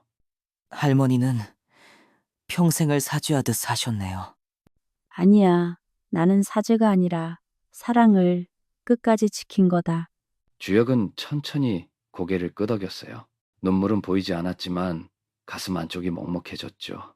그는 말순 옆자리에 조심히 앉았습니다. 복도는 잠잠했고 오가는 사람도 없었어요. 두 사람의 그림자만 길게 바닥에 겹쳐졌죠. 네가 돌아와줘서 고맙다. 말끝은 떨렸지만 그녀의 눈동자는 고요했어요. 아무도 몰랐던 진심이 그제야 말이 되었죠. 복도 끝 203호 병실 앞 의자 두 개가 나란히 놓여 있었어요. 그 위로 늦어름 햇살이 기울며 옅은 그림자가 고요히 드리워졌습니다. 말수는 담요를 무릎에 덮고 앉아 있었고 그 옆자리에 주혁이 조용히 앉았지요. 말은 없었지만 둘 사이엔 예전과는 다른 공기가 흘렀습니다. 한참을 병실 유리창 너머만 바라보던 주혁이 아주 작게 입을 뗐어요. 어릴 땐 아빠가 진짜 죽은 줄 알았어요. 그런데도 자꾸 꿈에 나왔어요. 불 꺼진 방에서 누가 장어 굽는 냄새 같은 걸 피워서 그 옆에 아빠가 있었어요. 말수는 고개를 돌리지 않은 채 끝까지 들었습니다. 주혁의 목소리는 낮았고 너무 늦은 고백처럼 들렸지요. 그땐 그게 꿈인지 기억인지도 몰랐는데 여기 오니까 그 냄새랑 느낌이 똑같아요. 그 사람 살아 있었는데 전 너무 늦게 왔죠. 그는 고개를 숙였어요. 손바닥 위로 눈물이 뚝 떨어졌습니다. 소리조차 삼켜버린 울음이었지요. 목소리라도 딱 한 번만이라도 듣고 싶었어요. 아빠가 내가 왔다고 알아봐주기만 해도 그걸로 될 것 같아요. 말수는 천천히 손을 들어 그의 등을 토닥였어요. 느리고 무게 있는 손길이었습니다. 마치 말보다 더 오래된 위로처럼 느껴졌지요. 주역은 더 말하지 않았습니다. 그 손길 아래서 남은 눈물을 조용히 떨궜어요. 다 들었을 거다. 네가 여기 온 것만으로 그 사람에겐 다 말한 거다. 그 말에 주역은 고개를 끄덕였지만 눈은 여전히 젖어 있었어요.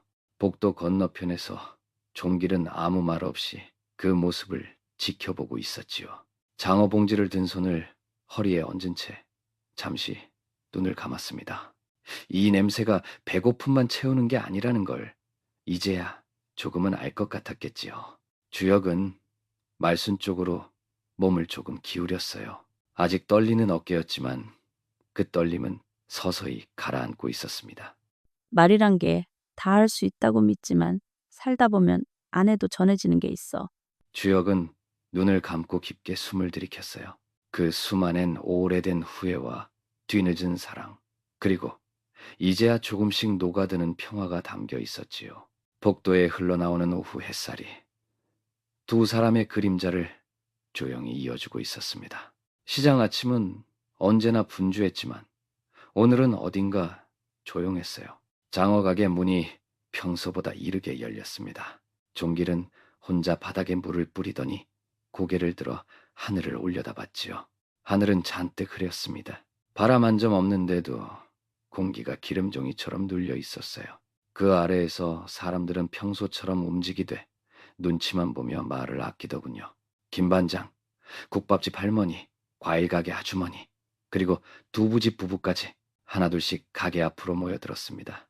다들 말은 없었지만 속으로는 같은 생각이었겠지요. 어제 무슨 일이 있었지? 그렇게요. 종길은 쉽게 입을 열지 않았습니다. 손에 잡은 행주를 접었다 폈다 한참을 망설였지요. 마침내 무겁게 입을 떼었습니다. 그 할머니 말이에요. 매일 아침 장어 3kg 사가던 분. 다들 이상하다고 생각했죠? 과일 가게 아주머니가 민망하게 웃었어요. 에이, 우리가 그냥 농담처럼 그랬던 거지 뭐. 종길은 손을 내려놓고 한 사람 한 사람 눈을 마주쳤습니다. 숨을 한번 고르고 말을 이었지요. 그게요. 다 이유가 있었어요. 그분 아들 병원에 계세요. 식물인간입니다. 10년 됐대요. 국밥집 할머니가 손에 들고 있던 바가지를 내려놨습니다. 텅 하고 울리는 소리가 유난히 크게 퍼졌지요. 숨이 잠깐 멎는 듯 고요했어요. 종길은 천천히 말을 이어갔습니다. 냄새에만 반응을 하신대요. 그 장어 냄새에. 그래서 매일 하루도 안 빠지고 직접 구워서 먹이러 가신 거랍니다. 두부집 아저씨가 헛기침을 했습니다. 말끝이 자꾸 흐려졌지요. 그럼 우리가 그동안 그냥 그는 말을 잇지 못하고 고개를 떨궜습니다. 김 반장은 담배를 꺼내다 말고 다시 주머니에 넣었어요. 이야기 안 들었으면 계속 이상한 소리나 하고 다녔겠네. 국밥집 할머니는 앞치마 끝으로 눈가를 조심스레 닦았습니다. 한숨이 길게 새어나왔지요. 내가 한 번은 무당이냐고 했는데 그 할머니 그냥 웃기만 하더라고. 그게 그렇게 사연 있는 얼굴이었구먼. 종길은 잠시 말없이 섰다가 가게 안으로 들어갔습니다. 작은 칠판을 하나 꺼내와 걸레로 쓱 닦았지요. 그 위에 분필로 단 한 줄을 썼습니다. 정직한 냄새엔 사연이 있다. 그 문장을 보는 순간 모두 조용해졌어요. 마치 그 한 줄이 오래된 농담과 오해를 단정히 접어넣어주는 듯했지요. 종길은 칠판을 가게 입구에 걸고 말했습니다. 그 할머니, 오늘은 안 오셨지만 다들 이제 이상한 말 안 했으면 좋겠습니다. 과일 가게 아주머니가 조심스레 고개를 끄덕였어요. 예, 그러게요. 죄송했네요. 참말로. 국밥집 할머니는 한참을 입 꾹 다물고 서 있었다가 조용히 말했습니다. 그분 오시면 장어 하나 내 앞으로 주세요. 내가 좀 더 늦기 전에 사드리고 싶네. 시장 사람들은 말없이 각자의 자리로 흩어졌습니다. 그런데도 그날따라 아침 인사는 유난히 다정했지요. 서로의 눈빛에 미안함과 다짐이 스쳤습니다. 장어 가게 앞에 붙은 그 한 줄 문장은 조용히 사람들의 마음을 붙잡았어요. 정직한 냄새엔 사연이 있다. 그렇게요. 말수는 낡은 등받이, 의자의 등을 기대고 앉아 있었습니다. 햇살이 낮게 기울어 마당 한쪽 화분 그림자가 길게 늘어졌어요. 손에는 병원에서 퇴원하며 받은 약 봉투를 꼭 쥐고 있었고요. 무릎 위엔 장터에서 가져온 얇은 체크문의 담요를 살짝 덮고 있었지요. 이웃집 담장 너머로 작은 발소리가 스며들었습니다. 어딘가 불편한 침묵도 함께 따라왔고요. 처음엔 한 사람뿐이었는데요. 하나둘 소리가 겹쳐졌습니다. 박종길이 가장 먼저 마당 안으로 들어섰고요. 그 뒤로 과일 가게 아주머니, 국밥집 할머니, 김반장, 두부집 부부가 차례로 따라왔습니다. 이상할이 많지 말이 없었어요. 박종길은 말없이 말순 앞에 서더니 모자를 벗어들고 고개를 깊이 숙였습니다. 할머니, 그동안 제가 너무 몰라 배웠어요. 제 눈으로 보고도 안 본 셈을 했습니다. 그게 더 나빴던 것 같습니다. 말수는 말없이 담요 위 약봉투를 만지작거렸습니다. 박종길의 옆으로 국밥집 할머니가 천천히 앞으로 나왔어요. 양무릎을 꿇어 말하려다 허리를 펴지 못했습니다. 할매, 그때 무당이네 도굴꾼이네. 내가 헛소리한 거 다 기억나지요? 미안해서 잠도 안 왔어요. 정말 미안합니다. 옆에서 과일 가게 아주머니가 봉투 하나를 꺼내 들었습니다. 안에는 따끈한 장어구이가 고운 종이 위에 정성스레 담겨 있었어요. 이거 제가 직접 구운 거예요. 장어 냄새 난다고 뭐라고 하던 그 입으로 이제야 조금 알겠더라고요. 그 냄새가 사람 살리는 냄새였다는 걸. 김 반장은 입을 꾹 다문 채 말없이 서 있었고요. 두부집 아저씨는 어색하게 헛기침을 몇 번 했습니다. 그들의 앞에서 말수는 조용히 눈을 들었어요. 그 시선은 예전과 다르게 흔들림도 없고 원망도 없었습니다. 그저 오랜 세월을 건너온 사람의 눈처럼 깊고 고요했지요. 고맙소. 말뿐인 사과보다 와줘서 고맙소. 그제야 박종길이 얼굴을 들었습니다. 눈이 붉게 충혈돼 있었어요. 말수는 봉투를 받아들었고요. 손이 조금 떨렸지만 힘겹게 웃었습니다. 이 냄새 익숙하네요. 아들이 처음으로 반응했던 날도 이런 냄새였어요. 박종길은 다시 고개를 깊게 숙였습니다. 할머니, 이제 제가 굽겠습니다. 언제든 원하시면 그 손 더 아프게 안 해도 되게. 국밥집 할머니는 손등으로 눈가를 문지르며 중얼거렸습니다. 진작 말 좀 해주시지. 우리가 다 멍청했네요. 말수는 조용히 고개를 저었어요. 아무 말 안 해도 이렇게라도 와준 게 어디예요. 그걸로 됐소. 그 말에 모두 숙연해졌습니다. 사람들은 말없이 한 사람씩 돌아갔어요. 마당에 남은 말수는 품에 안은 장어 봉지를 바라보며 조용히 숨을 들이켰습니다. 그 냄새는 여전히 따뜻했고요. 그 따뜻함이 처음으로 혼자가 아닌 것 같았지요. 장터 골목은 아침 안개가 아직 덜 거친 시간이었습니다. 서늘한 공기 사이로 장어 굽는 냄새가 슬며시 퍼지고 있었지요. 장어 가게 앞 평상 옆에는 새 의자 하나가 조심스레 놓여 있었어요. 붉은 천이 반쯤 덮여 있었고 위에는 작은 동판 간판이 붙어 있었죠. 작은 동판에는 이렇게 적혀 있었답니다. 이말순 어머니 자리, 매일 장어 3kg으로 사랑을 전하신 분. 종길은 천을 살며시 벗기며 주변의 시선을 조용히 받았습니다. 국밥집 아주머니가 다가와 고개를 끄덕였고 과일 가게 아주머니는 물티슈로 의자 다리를 조심스레 닦아주었지요. 그날 오전 말순이 장터 입구의 모습을 드러냈습니다. 검정 고무신을 끌고 손에는 아무것도 들려있지 않았어요. 장어가게 앞에 이르자 모여있던 사람들이 하나둘 고개를 숙였지요. 종길이 먼저 나와 두 손을 가지런히 모은 채 말순을 맞았습니다. 할머니, 오늘부터 여기가 어르신 자리입니다. 그동안 그 자리를 모르고 지나쳐 죄송했습니다. 말순은 의자 앞에서 걸음을 멈추고 작은 동판을 천천히 손끝으로 쓸었습니다. 그 눈길에 오래 묻은 세월이 살짝 떨려 보였어요. 이런 건 나한텐 좀 과한 거 아닌가요? 종길은 고개를 단단히 저으며 말했죠. 아닙니다. 사람 살리는 정성이었고 우리 시장이 이제라도 그것을 알게 된 겁니다. 말순은 한숨 섞인 웃음을 작게 흘렸습니다. 평생 눈치 보며 살아온 사람이 받는 갑작스런 찬사라 더 조심스러웠겠지요. 그때 골목 끝에서 시장방송 리포터가 들어섰습니다. 한 손에는 마이크가, 다른 손에는 대본이 들려 있었어요. 주변의 웅성거림이 잠시 잦아들었지요. 이말순 어르신 맞으시죠? 저희가 오늘 사연 들으러 나왔는데요. 장어로 전한 사랑 이야기 너무 감동적이었습니다. 잠깐 인터뷰 괜찮으실까요? 말순은 마이크를 바라보다가 고개를 천천히 저었습니다. 목소리는 낮았지만 또렷했어요. 나는 내 아들 하나 지키려 한 거지. 세상을 울릴 생각은 없었어요. 그걸로 됐어요. 리포터는 잠깐 당황했지만 곧 고개를 숙였습니다.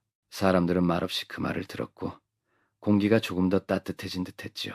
국밥집 아주머니가 말순 옆으로 와서 손을 꼭 잡았어요. 그래도 우린 알아야지요. 어떻게 그렇게 살 수 있었는지 존경스럽습니다, 할매.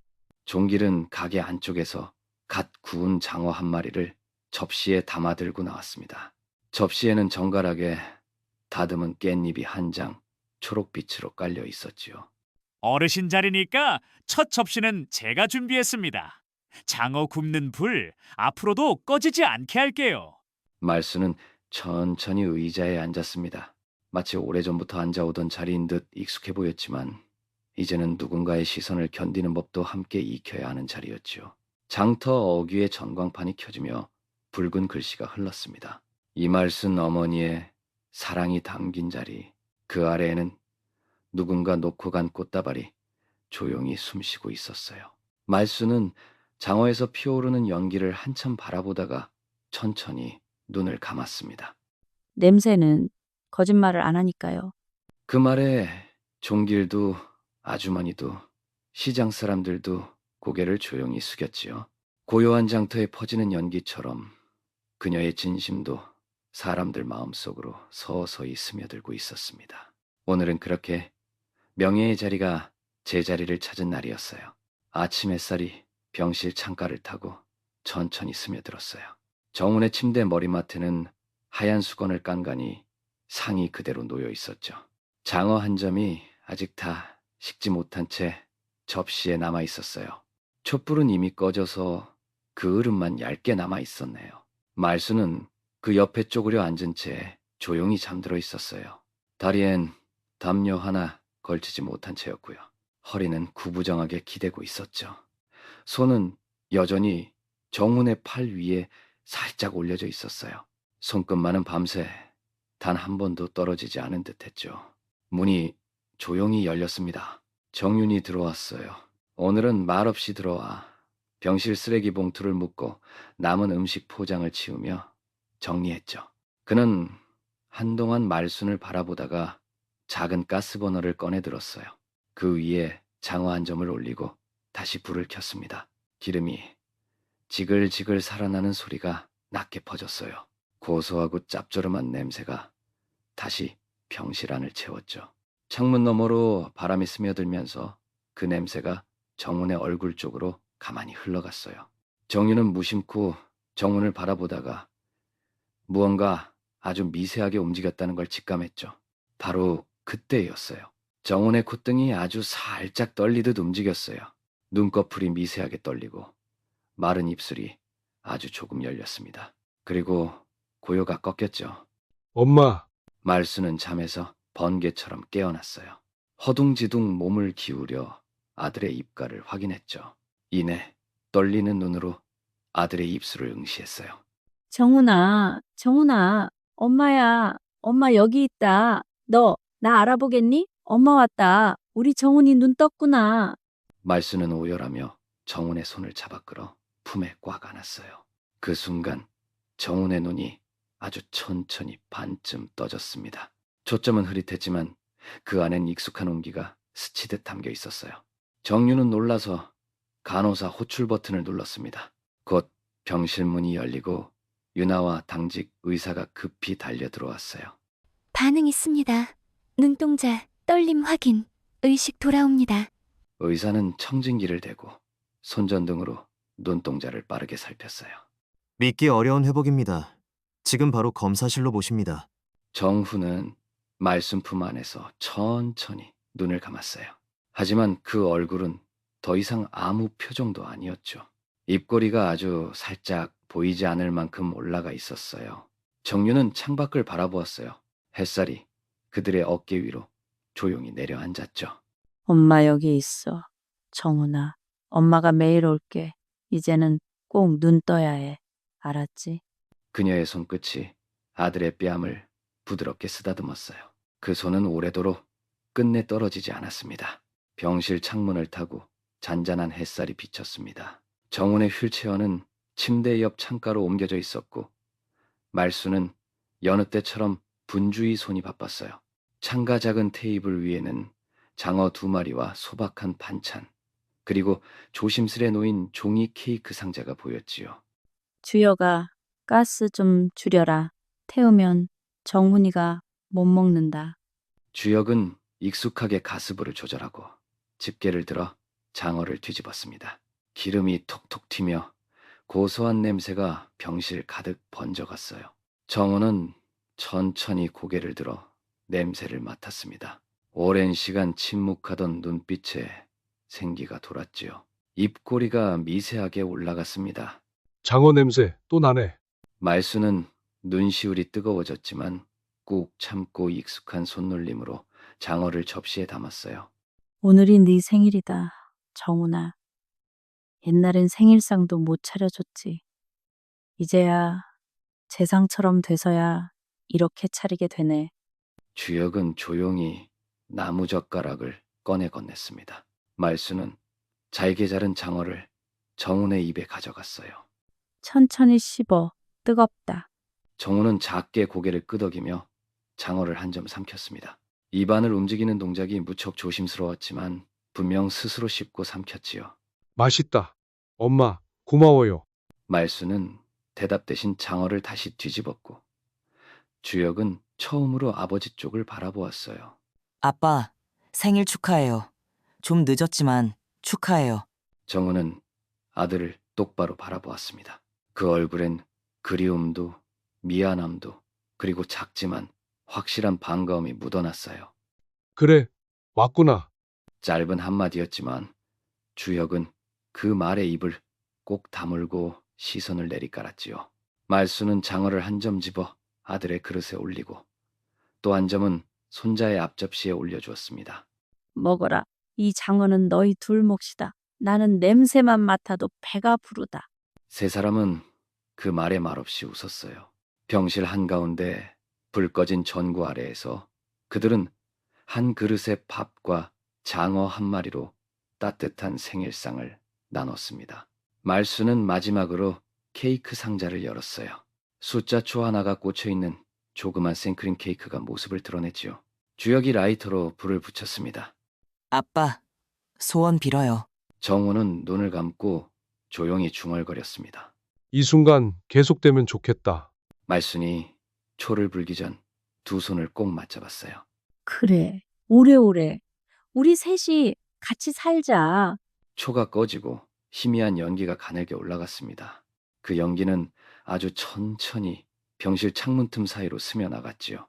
그리고 마치 아무 일도 없었던 듯 병실 안엔 고소한 장어 냄새만이 남았어요. 시장 골목이 서서히 눈을 뜨는 시간이었어요. 간밤에 내린 가랑비 덕분에 골목 바닥이 촉촉하게 젖어 있었죠. 기름때 얼룩이 남은 콘크리트 위로 누군가 조심스럽게 빗자루질을 하고 있었습니다. 종길은 셔터를 올리다가 그 모습을 봤어요. 생선가게 장형이었죠. 예전 같으면 이 냄새나는 골목에 왜 사람을 불러오냐며 투덜대던 사람이었는데요. 오늘은 말없이 고개를 숙이고 말순이 자주 지나던 자리를 쓸고 있었어요. 장형은 종길을 힐끔 바라보다가 아무 말 없이 고개를 끄덕였죠. 종길도 묵묵히 고개를 숙여 인사했습니다. 가게 앞 평상에 앉은 종길은 주변을 천천히 둘러봤어요. 분명 같은 골목, 같은 가게, 같은 사람들인데요. 공기가 달라졌습니다. 말수는 오늘도 검정 고무신을 신고 천천히 걸어왔어요. 손에는 장바구니 하나가 들려 있었고 허리는 여전히 구부정했죠.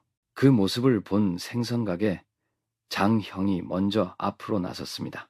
어머니, 이리 주세요. 들여다 드릴게요. 말수는 놀란 눈으로 그를 바라봤습니다.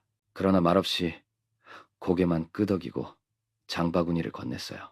꽃집 앞을 지날 때는 국화 다발 하나가 포장되어 말순 앞에 놓였죠. 꽃집 사장, 젊은 여자가 살짝 눈을 피하며 말했습니다. 병원에 놓으실 거면 이게 좋을 거예요. 그냥요, 뭐. 말순은 이번에도 조용히 고개를 숙였어요. 고맙다는 말도 미안하다는 말도 하지 않았습니다. 하지만 그 눈빛엔 수많은 감정이 차올라 있었죠. 종길은 가게 안에서 그 장면을 조용히 지켜봤어요. 눈가가 어느새 붉게 젖어 있었죠. 손에 들고 있던 장부를 천천히 펼쳐들었습니다. 그 속엔 말순이 남겨둔 작은 메모와 영수증, 낡은 장어값 계산표가 그대로 남아 있었어요. 평상 옆에 앉은 떡집 할머니가 조용히 중얼거렸습니다. 나는 그분처럼 못 살았어. 근데 말이야, 나도 지금이라면 조금은 따라가 볼 수 있을까? 만두집 아주머니가 옆에서 콧등을 훔치며 말했죠. 말은 안 해도 돼. 이제부턴 그냥 같이 해주면 되는 거지. 세 사람은 그 말 끝에 아무 말도 덧붙이지 않았어요. 그저 고개를 한 번씩 끄덕이고 각자의 자리로 돌아갔습니다. 장터 스피커에서는 누군가 시장 방송을 켜고 오늘의 장터 소식을 전하고 있었죠. 그 끝엔 짧은 멘트가 따라붙었습니다. 그리고 오늘도 장어집 앞 이말순 어머니 자리는 변함없이 지켜지고 있습니다. 이 자리는 매일 같은 시간, 같은 마음으로 누군가를 기다리는 자리입니다. 그 말을 들은 종길은 조용히 고개를 숙였어요. 그리고 혼잣말처럼 중얼거렸습니다. 처음엔 냄새 때문에 짜증났지. 근데 지금은 여기서 장사하는 게 부끄럽지 않아졌어요. 어머니. 가게 문 앞 이말순 어머니 자리라 적힌 작은 명패 옆에는 꽃상자 하나가 놓여 있었죠. 그 안엔 이름 없는 쪽지 하나가 붙어 있었어요. 매일 같은 자리, 같은 시간. 장터의 진심이 시작된 곳. 장터의 냄새는 여전히 진했어요. 하지만 이제 그 냄새 속엔 사람의 마음이 함께 섞여 있었죠. 늦봄 토요일 오전이었어요. 햇살이 시장 골목을 따스하게 비춰왔죠. 장어 가게 앞에서 기름 냄새가 퍼지기 시작했답니다. 종길은 익숙하게 불판 위에 장어를 올리려다가 어딘가에서 시선을 느낀 듯 고개를 들었어요. 멀리서 두 사람이 천천히 걸어왔습니다. 한 사람은 검정 고무신에 회색 저고리를 걸쳤고 또 다른 사람은 키 큰 청년이었죠. 그 모습을 본 종길의 손이 잠시 멈췄습니다. 입가에 조용한 미소가 번져갔어요. 어머니! 말수는 고개를 살짝 끄덕이며 장어가게 앞에 다가섰습니다. 그녀의 옆에는 손자 주역이 함께 서 있었어요. 3인분이요. 오늘은 식구가 좀 늘어서요. 종길이 장갑을 벗고 손을 닦으며 웃었습니다. 예, 3인분. 특별히 불판도 새 걸로 쓰겠습니다. 주역이 멋쩍게 웃으며 말순에게 낮게 속삭였어요. 할머니, 진짜 3인분 다 드실 수 있으세요? 넌 젊은 놈이 벌써 배불러? 아니요. 저도 이젠 장어 좋아해요. 할머니 덕분에. 가게 앞 평상에 앉은 말순은 주변을 천천히 둘러봤습니다. 어느새 시장 사람들도 하나둘 눈치를 보며 다가왔죠. 고개를 살짝 숙여 조용히 인사하는 이도 있었고 눈인사를 건네는 이들도 있었어요. 채소 가게 주인 아주머니가 손수레를 끌며 지나가다가 한마디 건넸습니다. 아유, 오랜만에 저 냄새 맡으니까 우리 옛날 장날 같네. 정이 그득하던 그 시절. 종길이 장어를 뒤집으며 말을 건넸습니다. 그 시절 그 자리에 계신 분이 지금도 계신 거지요. 덕분에 여긴 아직도 사람 냄새 납니다. 그때 시장 골목 끝에서 휠체어 한 대가 천천히 다가왔어요. 그 어떤 때보다 조용히, 아주 천천히였죠. 그 위엔 깡마른 남자 정원이 앉아 있었습니다. 표정은 말이 없었지만 눈빛이 또렷하게 빛나고 있었어요. 말순이 자리에서 일어났고 주역도 뒤를 돌아봤습니다. 아버지 온다. 말순은 장어 불판을 손수 챙기고 작은 간장 종지와 숟가락을 정돈했어요. 정은의 휠체어가 다가왔고 세 사람은 나란히 앉았습니다. 지글지글 익어가는 소리와 함께 공기가 따뜻해졌죠. 멀어지듯 고요한 시간이 고였어요. 가족 셋의 너머로 볕이 포근히 내려앉았습니다. 전깃줄 위엔 참새 한 마리가 가만히 앉아 있었죠. 어디선가 시장 스피커에서 잔잔한 목소리가 흘러나왔습니다. 오늘도 따뜻한 하루 되십시오. 정은 나누면 배가 됩니다. 불판 위로 김이 조용히 올라왔습니다. 마음속에도 따뜻한 김이 도는 듯했죠. 말수는 마지막으로 한마디를 건넸습니다. 그래, 이제 하루 한 접시면 되겠다. 정훈이 작게 고개를 끄덕였어요. 시간이 흘러 시장 골목에도 다시 봄이 찾아왔습니다. 말수는 오늘도 이른 아침이면 시장 어귀를 지나 장어가게 앞평상에 조용히 앉아요. 이젠 손에 봉투는 들지 않으셨죠? 할머니, 오늘은 뭐 사러 오셨어요? 그냥 냄새 맡으러. 장어 굽는 냄새는 사람 사는 냄새랑 비슷해서 말이다. 주역은 조용히 웃으며 평상 옆자리에 나란히 앉습니다. 말수는 장터 곳곳을 천천히 훑어보시네요. 전에 말이다. 사람들이 날 쳐다보면 다 나를 욕하는 줄 알았어. 내가 더럽고 미쳤다고. 그땐 저도 그랬던 것 같아요. 미안해요. 말수는 손자의 무릎 위에 손을 올립니다. 그 손길은 무겁지도 가볍지도 않았어요. 근데 그 사람들도 몰랐던 거야. 몰라서 그랬던 거야. 살면서 알게 됐지. 말 안 해도 되는 진심이 있고 말해야만 전해지는 마음도 있단 걸. 둘은 잠시 말없이 장터를 바라봅니다. 요즘 장어가게 앞에는 정훈내라는 팻말이 걸려 있었습니다. 휠체어를 탄 정훈은 주방에서 장어 간장을 묵묵히 휘젓고 있었어요. 박종길은 뒤에서 말없이 거들었습니다. 아버지, 저렇게 가게 지키시는 거 상상도 못했어요. 살아있는 동안은 말이다. 밥 한 끼 같이 먹을 사람만 있어도 그날은 성공한 거야. 주역이 할머니를 바라봅니다. 할머니는 여전히 구두약 냄새 밴 검정 고무신을 신고 계셨고요. 손끝엔 굳은 살이 박였지만요. 그 눈빛은 어느 때보다 평온해 보였어요. 할머니, 그동안 왜 그렇게까지 하셨어요? 말수는 조용히 웃으셨습니다. 대답은 아주 짧았지요. 내가 안 하면 누가 해주겠니?